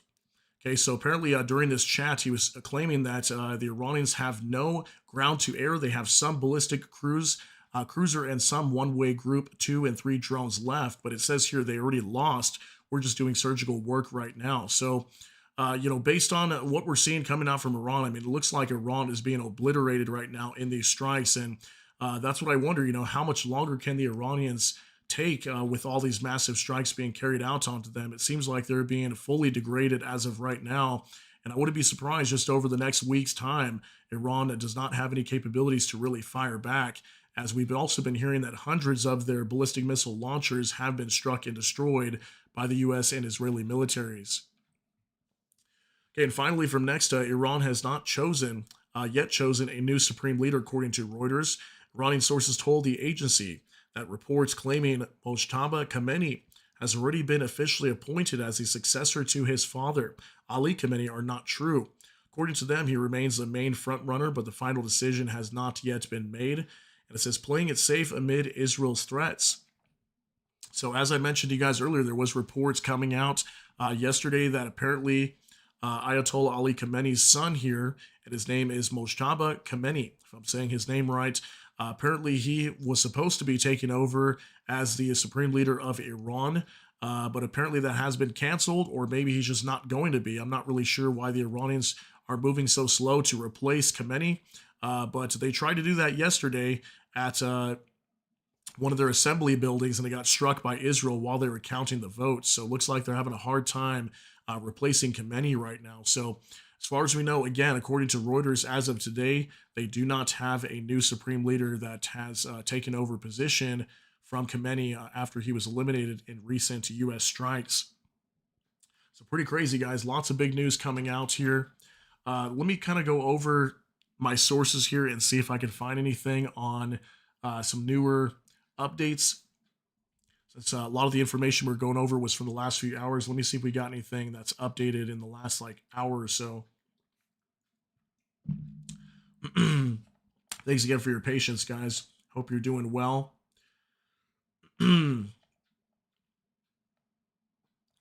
Okay, so we are hearing some reports in the last hour that allegedly there is a major power outage going on inside of Iraq.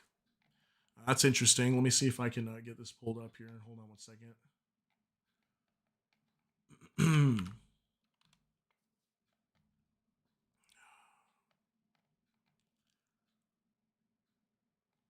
Okay. So yeah, we'll kind of go over some of the newer updates coming out. So here's an update from ViceGrad24. It says, breaking: a complete power outage has been reported in the central and southern provinces of Iraq. Meanwhile, the U.S. Embassy issued a level 4 alert to the region, urging Americans to leave Iraq immediately. Okay, so clearly something's going on in Iraq. I wonder if it has anything to do with the Kurdish forces preparing to enter into Iranian territory. Apparently a large power outage, so I'm not sure if maybe there was some sort of strike onto an electrical substation over there, knocking out the power. Could also be a cyber attack from Iran. Looks like they could be preparing to prevent this invasion from the Kurdish forces, as we've been hearing that the U.S. is trying to mobilize them. Okay, let me see what else here. Also hearing unconfirmed reports of U.S.-Israeli special forces that have landed in Al-Batha and Najaf in Iraq. Now that's very interesting. Okay, so looks like we could be seeing a U.S. ground operation going on right now as well. Let me pull this up. Okay, this is interesting. Let me see here. One second, guys. Yeah, look at this report right here. So this is from Clash Reports on X. It says, very interesting. Iraqi sources say foreign forces believed to be U.S. and Israeli conducted a helicopter airdrop in the Najaf desert using 4 to 7 helicopters, possibly to deploy surveillance equipment or support anti-Iran groups. An Iraqi reconnaissance convoy sent to investigate was hit by airstrikes, leaving 1 soldier dead and 2 wounded. Iraqi authorities have launched an investigation and have not officially confirmed who carried out the operation. Source was independent Arabia. Okay, so that's very big too. It looks like we could be seeing some sort of ground operation with U.S. and Israeli forces, and maybe they're there to support the Kurdish ground forces that are supposedly being armed by the U.S. military right now. We've been hearing about that over the last 24 hours. So very interesting development here. Let me see if I can find any more information on this.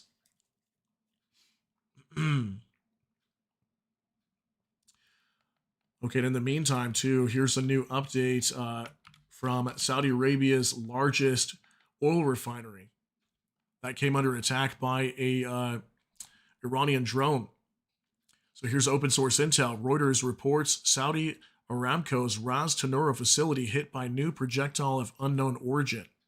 Okay, this was being reported earlier today. I actually wasn't able to confirm that, but it looks like Reuters is reporting now that there was a at least second attack, maybe even more. I'm not sure if there's been more of them, but just in the last 24 to 48 hours, Saudi Arabia's largest oil refinery came under attack by a Iranian drone. And it was reported at the time that there was like a small fire, but there was lots of videos coming out indicating a large fire. Now apparently it could have come under attack again. According to Reuters today, you can see the date here, March 4th, 2026 at 8:02 a.m. So that's a new attack just being reported there onto Saudi Arabia. And that's very dangerous too, you know, considering that this is the largest oil refinery inside of Saudi Arabia. They produce a lot of oil for the world. And last we heard, this oil refinery was actually shut down. It looks like one of these storage tanks were hit, most likely by an Iranian drone or missile. Let me check my other sources here, guys. Let me see if I can find more information regarding some of these stories. If anybody's still here in the chat, would you mind giving me like a quick thumbs up just to make sure everybody's still connected here? I want to make sure I'm not sitting here talking to myself. Making sure you guys are still there. Are you still awake? Okay, let me see what else we got here.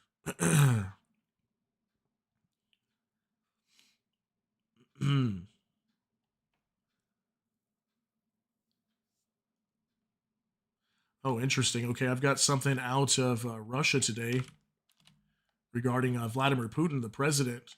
Let's take a look at this real quick. War translated, Putin has issued a decree setting the size of his army, including civilian personnel, at nearly 2.5 million people, of whom 1.5 million are military personnel.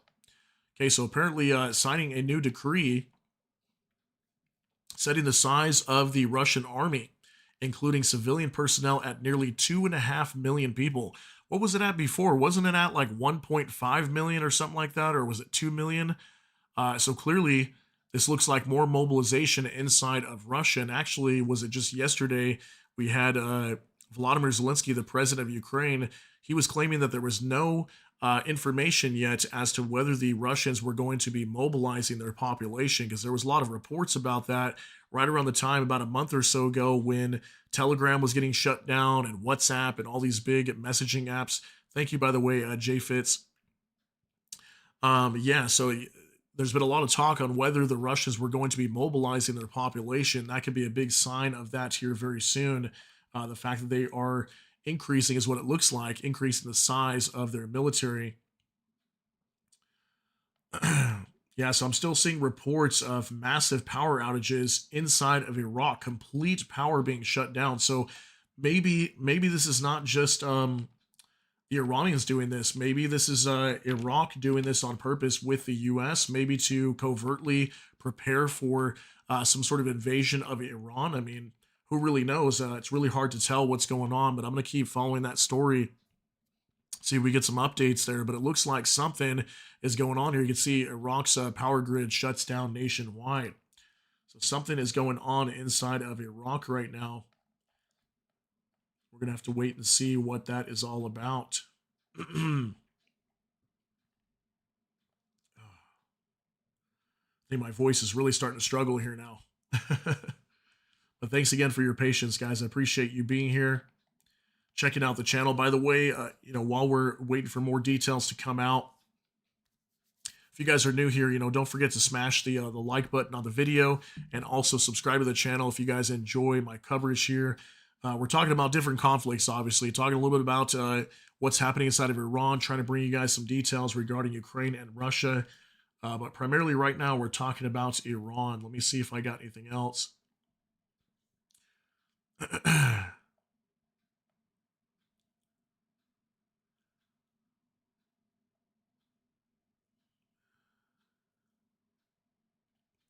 Okay, here's an update regarding the U.S. military as well. It's a little concerning. Look at this from OSINT Defender.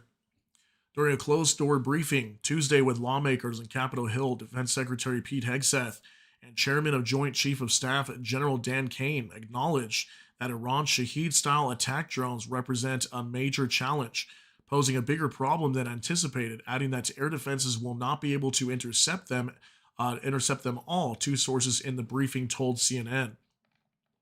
Yeah, so it's a little scary. I mean, as far as I know, I saw some reports that Iran could have upwards of 80,000 attack drones, one-way attack drones. So if you think about that, I mean, the U.S. military doesn't have enough interceptors to take all those down, and it's costing them way more money than Iran does to produce these drones and fire them. I think they could be producing somewhere around 4,000 drones a month, if I'm not mistaken. I saw some other reports talking about that. But regardless of the numbers of how many drones the Iranians have, the U.S. military is not going to be able to shoot down all these drones. I mean, it's going to cost them way more money to destroy these. So these drones, in my opinion, are probably going to be the most dangerous. The ballistic missiles are dangerous as well, but there was reports that it takes anywhere from 2 to 3 interceptors just to destroy one ballistic missile. So in terms of drones now, I'm not sure how many interceptors they need to fire to destroy those, but I'm sure it's going to cost the military a lot more money to engage and destroy these drones. And Iran clearly still has a lot of drones, assuming that a lot of them have not been destroyed in warehouses and whatnot, but they probably still have quite a bit of these, and it's going to be wreaking havoc on the U.S. military. So that's a pretty worrying update right there. Let me see. Okay, I see some other video footage here. I'm going to post this one down in the chat for you guys if you want to check this out. It says U.S. and Israel are striking the Iranian capital, Tehran, with extraordinary force tonight. Intense bombing across the whole city. Okay, so I'm going to put it down in the chat. You guys can go and check that out if you want to yourselves. The reason why I'm not going to play that is I believe that could be mainstream news that is recording that. It doesn't look like it's just some random person recording, so I might have issue with copyright there. So if you guys want to check that out, that's a new update in Tehran. That was literally just 40 minutes ago, and they're getting bombed again right now. 1 second, guys. Get some water real quick.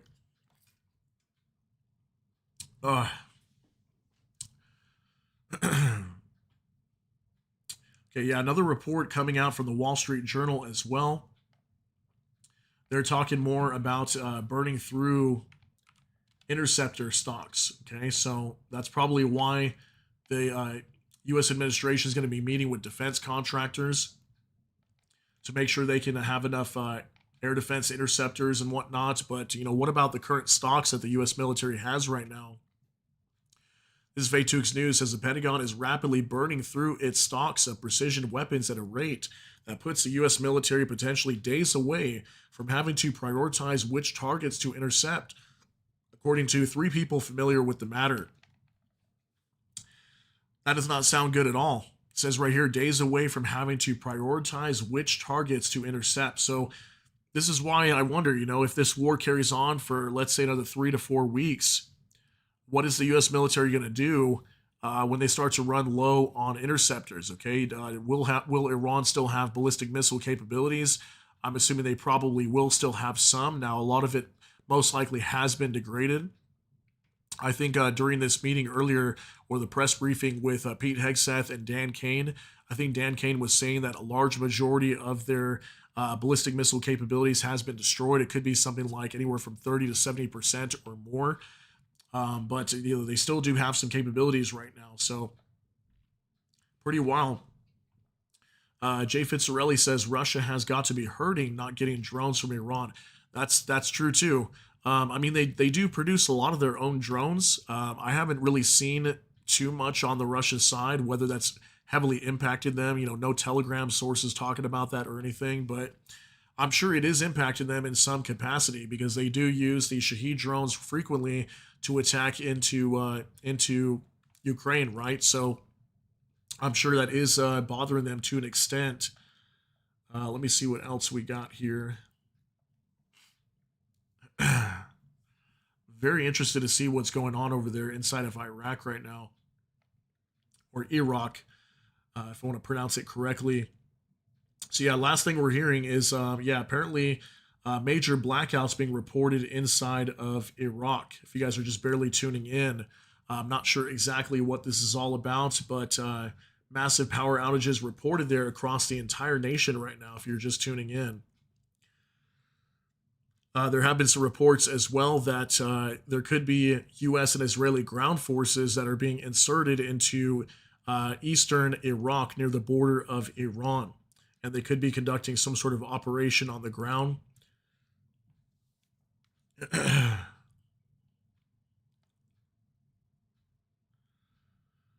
Okay, just checking my sources here, see if we got anything else.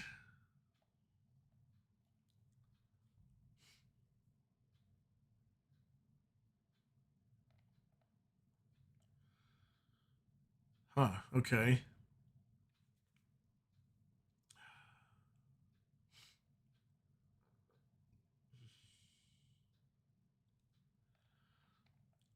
Got some other information regarding this possible ground operation inside of Iraq right now.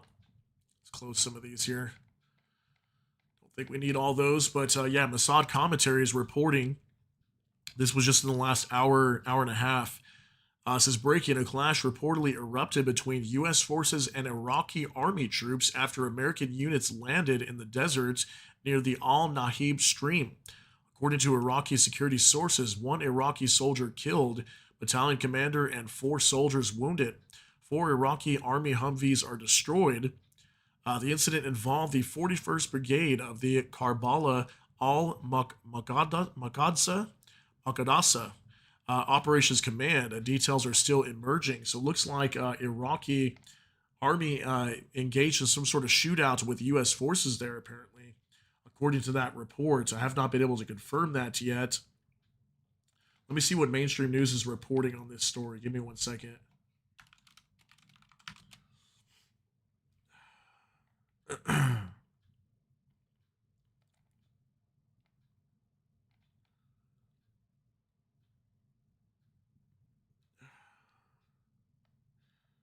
Yeah, so the U.S. Embassy is asking Americans to leave Iraq. That was just being issued here. We On News was reporting that just about 15 minutes ago. So they're calling this a grid failure. Look at this. This is from Iraqi News. I apologize for my voice again, guys. It might sound very funny, but due to being sick, my voice is very weak right now. It's starting to kind of go out on me the more that we keep talking. But Iraqi News is reporting this as Iraq slips into darkness following electricity grid failure. So it says here, the Iraqi Ministry of Electricity confirmed on Wednesday that a widespread interruption in electricity has disrupted the entire power grid. Spokesperson for the Electricity Ministry, Ahmed Musa, said that the outage had affected all Iraqi provinces and that technical experts were investigating the reason. Musa clarified that the country's electricity network had totally fallen, but that the cause of the loss remained unknown. According to the state-run news agency INA, there is no clear information about how long the disruption would remain or what caused the malfunction. According to media reports, the reason for the power outage is an Israeli cyber attack, but no government sources have confirmed such claims. Okay, so some sources claiming this was an Israeli cyber attack onto Iraq that brought down their electrical grid. Okay, so that's what they're stating there. So very interesting. We'll have to continue following that story as well, see if we get some updates there. But it looks like something is going on inside of Iraq tonight, and that's right on the border with Iran. So is that the U.S. military carrying out something over there? Some sort of ground operation? Maybe they want to knock out the power for some reason. I don't really know yet. Let me know what you guys think on what's going on there.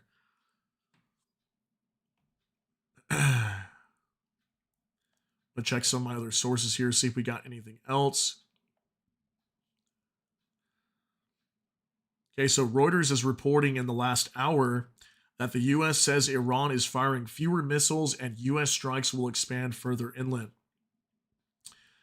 So yeah, still hearing more reports that Iran is not firing as many missiles anymore, and that lines up with what I've been seeing here from independent sources. We're not seeing nearly as many ballistic missiles or drones or anything really being fired. I mean, just over the early week, what was it, Sunday? I think Sunday and Monday, there was massive reports of just huge explosions in many Gulf countries.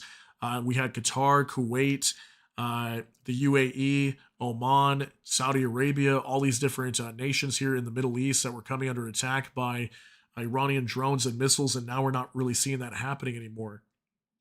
At least not today. It hasn't been reported too much.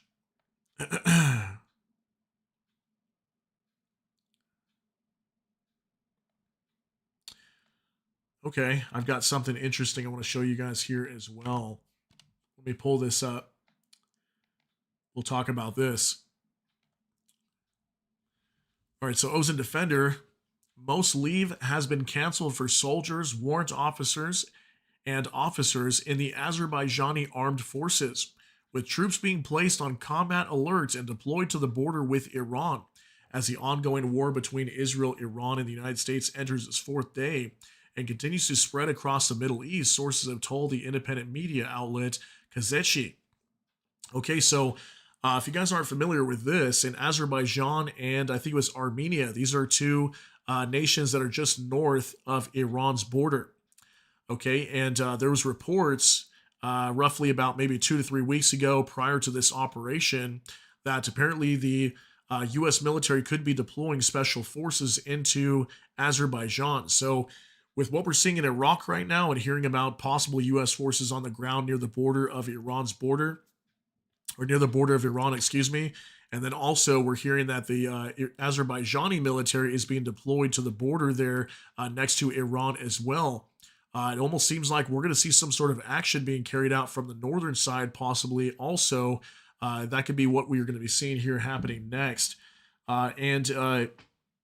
The Trump administration did mention just in the last 24 hours that they would be upping the strikes onto Iran. They'd be going after new areas. Right now, they've mostly been striking like the western and southern side of Iran. They've also got to go after the northern and eastern side of Iran. Maybe this is where a lot of these strikes are going to be coming from, is up near Azerbaijan and Armenia. So that's pretty wild too. We could be seeing some action there on the northern side of Iran here very soon. Let me see what else we got here. Okay, so quick updates out of Ukraine and Russia. So apparently trilateral talks between Ukraine, Russia, and the U.S. have been postponed indefinitely due to the escalation of the war in the Middle East. No date or location has been set yet. One of my sources here, Max25, is reporting that on X today. Right there you can see. So apparently trilateral talks to end the war with Ukraine and Russia are being put on hold right now due to what's happening in the Middle East. So that tells me that most likely the U.S. just does not have time to be dealing with Ukraine. They're very concerned about what's happening with Iran right now. Obviously, tensions are very high over there and anything can happen. So it looks like they're putting that off for right now. So we're probably not going to see any talks between Ukraine and Russia for the meantime.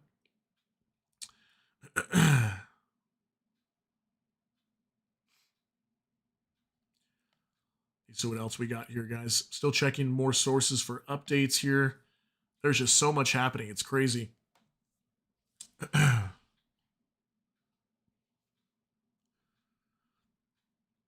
Okay, this is something that's been talked about as well. Let's discuss the shipping lanes in the Strait of Hormuz, since we've been discussing the fact that they might be shut down. This is a report from Unusual Whales. Says Maersk said it is temporarily suspending most cargo bookings in and out of the UAE, Oman, Iraq, Kuwait, Qatar, Bahrain, and Saudi Arabia until further notice. So we did hear about this just a couple days ago. Maersk was talking about no longer allowing their ships to traverse through the Straits of Hormuz. Now, if you're not familiar with Maersk, this is one of the largest shipping companies in the world, guys. So now I'm not sure how much business they do there in the Gulf countries and the Persian Gulf, but apparently they are temporarily suspending a lot of their cargo bookings. So they're not even going to be picking anything up at the ports there in the Persian Gulf due to the war. So that's more economic damage that we're going to see worldwide with this major shipping company apparently halting their operations over there. Excuse me. Voice is breaking a little bit.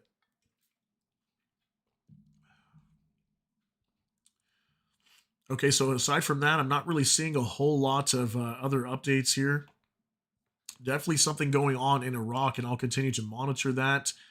And as soon as I get updates, I will let you guys know what's happening there. Let's see. It is coming up to 11 o'clock right now.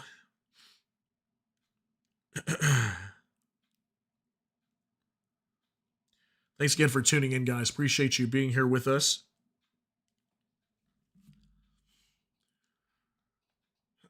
I'll check a few more sources here, see if I can find anything else. If not, I'm probably going to have to get out of here for right now. I've got a few things I got to do. But we've been here just roughly over 2 hours now. So thank you so much if you've been here for this entire time. I appreciate you guys.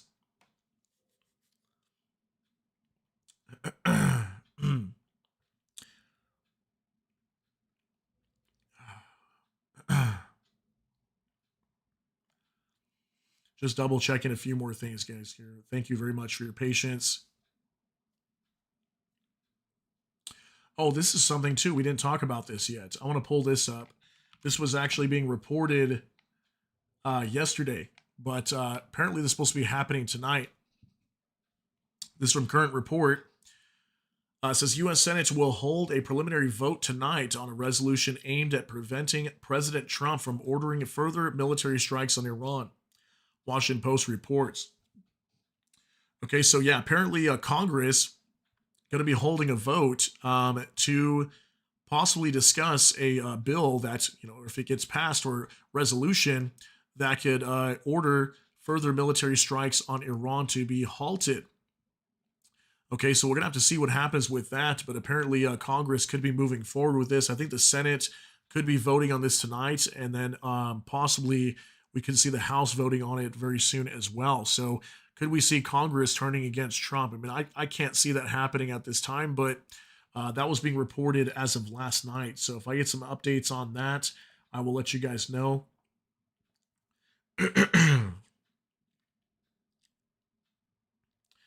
Okay, so some of the accurate numbers coming out for the U.S. military now as well regarding Iranian missile launches. Apparently they're down to 86% since the start of the war. That was a statement coming from Dan Kane today. Earlier, I didn't have that exact number, but apparently that is the number. 86% of Iranian missile launches are down right now. So that's pretty insane. That's nearly almost the good majority of them shut down, and Iran's not really able to fire back right now. That is pretty wild.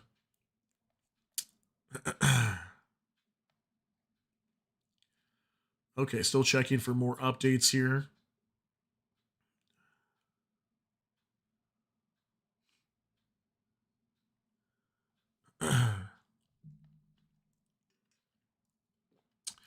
Thanks for being here, Jay Fitz. Appreciate you, man. Appreciate you chatting with me here as well.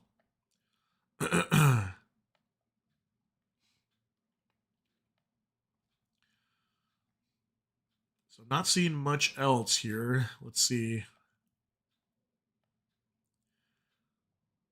There is a report that just came out in the last 30 minutes that right now there's B-2 bombers on the way to Europe, and they're going to be fueling up and loading up with bombs to drop onto Iran here very soon. This coming out from Vicegrad 24 in the last 30 minutes.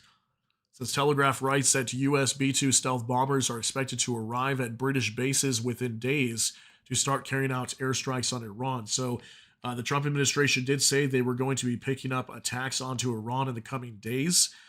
So possibly by this weekend, maybe sooner, we're going to see some pretty heavy attacks onto Iran. Looks like they're going to be carpet bombing them pretty good here very soon. So that was, yeah, just coming out from the Telegraph today.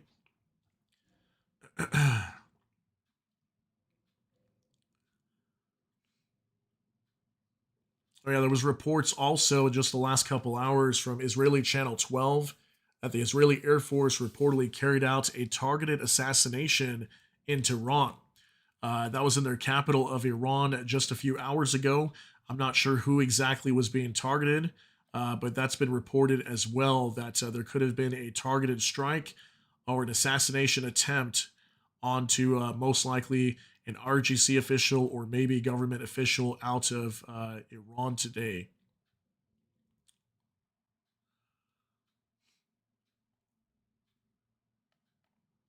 Okay, here's a report out of Iran. Also, let's go over this one here. All right, let's close some of these here. We don't need all these. So, NOAA reports Iranian officials warned Tehran could strike Israel's Dimona nuclear center if the U.S. and Israel attempt regime change in Iran. I mean, aren't they already doing that right now? Chinese state media reported Iran also warned of strikes on regional energy infrastructure. So this is something that the Iranians have warned about before, that they could attack onto Israel's Dimona nuclear power plant or nuclear facility, excuse me, and strike and destroy it. Obviously, that could be very dangerous if the Iranians were to do that. They haven't done that up until now, but we could possibly see that with the Iranian side. And right now, with the way things are in Iran, I think Iran could do anything, crazy that we would not expect them to do, right? Because obviously their survival is at risk right now.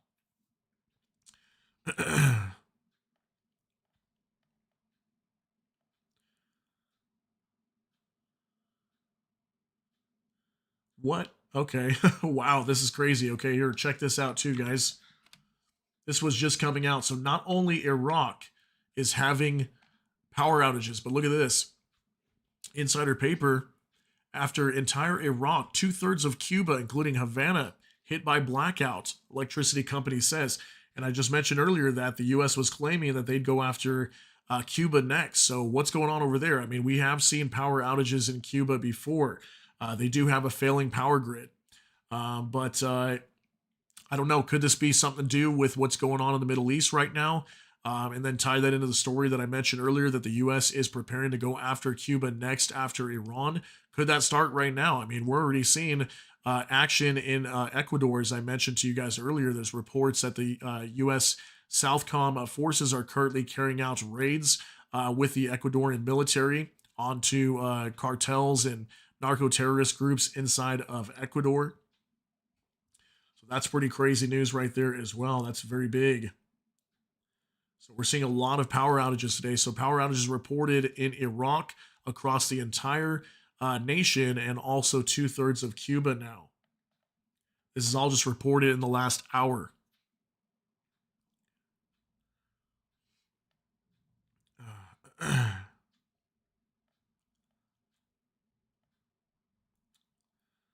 Checking for some more sources here, see if I can find anything else. Yeah, thanks again, Jay Fitzarelli. Appreciate you, man. Thank you for being here. Thank you for supporting, and everybody else that's here watching. Thank you so much. We'll probably be doing more of these live streams. We'll see how it goes, but I kind of like the live streams. I actually have experience doing live streams in the past. Many of you guys probably don't know this, but I used to be a Twitch streamer back in the day. Back in my younger days, this was probably like about 10 years ago, but I used to be a Twitch streamer, so I do have experience with doing live streams. So something I've been thinking about doing for a while. We've been doing videos for a long time, but I think the live streams are kind of cool too, especially with big events that are happening like this right now. I think it's important to do lives, because the information is constantly refreshing. You put out information and then 5 minutes later, it's brand new information. It's really, really hard to keep up. So I do appreciate you guys being here and supporting the channel today. Thank you very much. And thanks for putting up with my voice. I know my voice might be not the most pleasant to listen to, but hopefully over the next day or two, it'll get better. It'll heal a little bit. Talking a lot is probably not going to help, but I've already been gone for several days due to being sick. So hopefully it'll clear up here in a little bit. Just checking my sources here, seeing if I find anything else on what's going on over here. Apparently, also, Russian President Vladimir Putin said it may be time to stop supplying gas to European markets. Wow. Okay. Let me pull this up here. Apparently, he said this to a reporter today in Russia on Russia State TV. Looks like we are going to see a tailspin of events here unfolding with what's happening inside of Iran right now. So there it is. Russian President Putin says it may be time to stop supplying gas to European markets. So, yeah, apparently the Russians might be wanting to cut off gas to Europe here very soon. I mean, my question is, can they afford that? Can they afford to do that with their economy currently right now not doing very well? Or maybe he's willing to do this right now because of gas prices being, going up at the moment. Maybe it'll offset some of the losses from there, but that could be a very interesting development there as well if the Russians decide to cut off gas to Europe.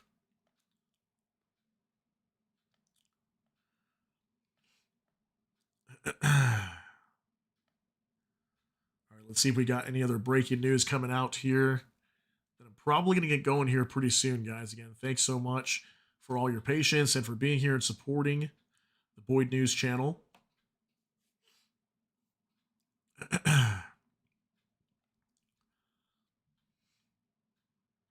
Let me see. Yeah, I'm not seeing a whole lot else coming out. Aside from that, I'm hearing that gas prices right now currently rising to $3.20 a gallon on average across the United States right now. So gas prices are rising for sure. What was it? I don't know. About 6 months ago, I think Trump was telling the American people that certain cities in America, I think even in New York, which is hard to believe, but apparently there was at least one gas station in New York that was selling gas for like under $2 a gallon. Excuse me. I think it was like $1.95 a gallon. That was not that long ago where gas was coming down quite a bit. You know, a lot of people easily seeing under $2.50 a gallon, sometimes close to $2 a gallon for oil. Gas, excuse me. I keep saying oil, but gas. But apparently the average is rising to $3.20 a gallon right now. This is due to what's happening right now in the Middle East and the Strait of Hormuz.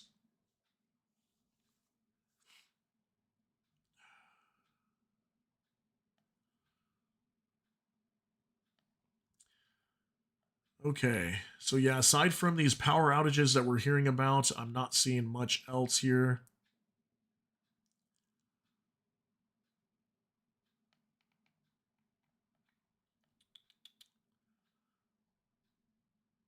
Just checking through my sources here real quick, see if I see anything else before we get out of here.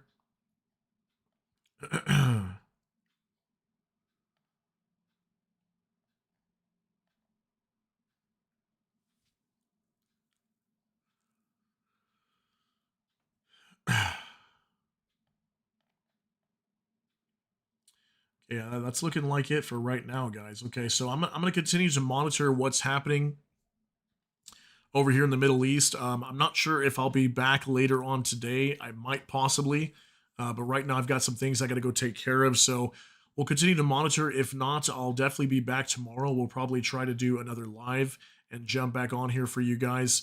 As far as video updates, I'll have to see about that if I have time for it. Because right now I can only allocate so much time to YouTube. I've got other things I got to take care of as well. But guys, I want to thank you very much, excuse me, and appreciate you for being here today and supporting my news here on YouTube. But definitely a lot happening over here in the Middle East. Lots going on, and yeah, we'll keep watching, see what's happening over here, and as soon as I get more updates, we'll go live again here very soon. But for sure by tomorrow, probably around the same time as today, right around 9 a.m., Pacific Standard Time seems to work out. So that'd be like 12 p.m.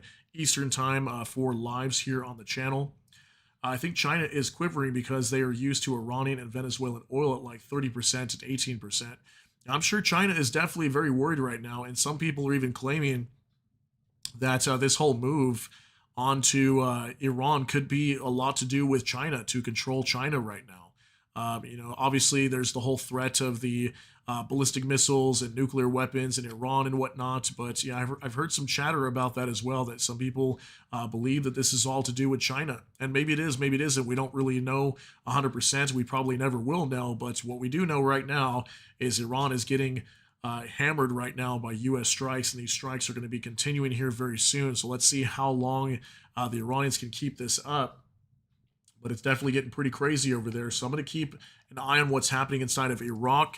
And then also we have the power outage in Cuba as well, aside from Iraq. So definitely very interesting what's happening. Is that a power failure? Is that some sort of operation that's ongoing inside of Iraq and possibly even in Cuba at the same time? I guess time will tell. We'll have to wait and see, guys. But I think we're going to get out of here for now. Again, I want to thank you so much for being here for this live stream. And again, I should be returning back tomorrow with more updates for sure tomorrow morning. But we'll see if I have time. I might get on here again later and do another live for you guys. But again, thanks so much for being here. Don't forget to like the video if you can. Subscribe to the channel if you want. And come back and see us again another time. Again, I should be here tomorrow around 9 a.m. Pacific Standard Time or 12 p.m. That's noon time Eastern in the United States. So guys, I hope you all have a great day out there, and everybody take care and be safe. Definitely watch out your surroundings when you're going around in public, because anything can happen here with this war. There's definitely a lot of talk about Iranian sleeper cells in different countries in Europe and the United States right now too. There could be targeted attacks that could take place, so definitely watch out for that as well. But guys, I want to thank you very much for being here, and I hope you guys all have a great day. So we'll see you all later in the next one. Thanks again for watching. Everybody take care and God bless. We'll see you in the next one.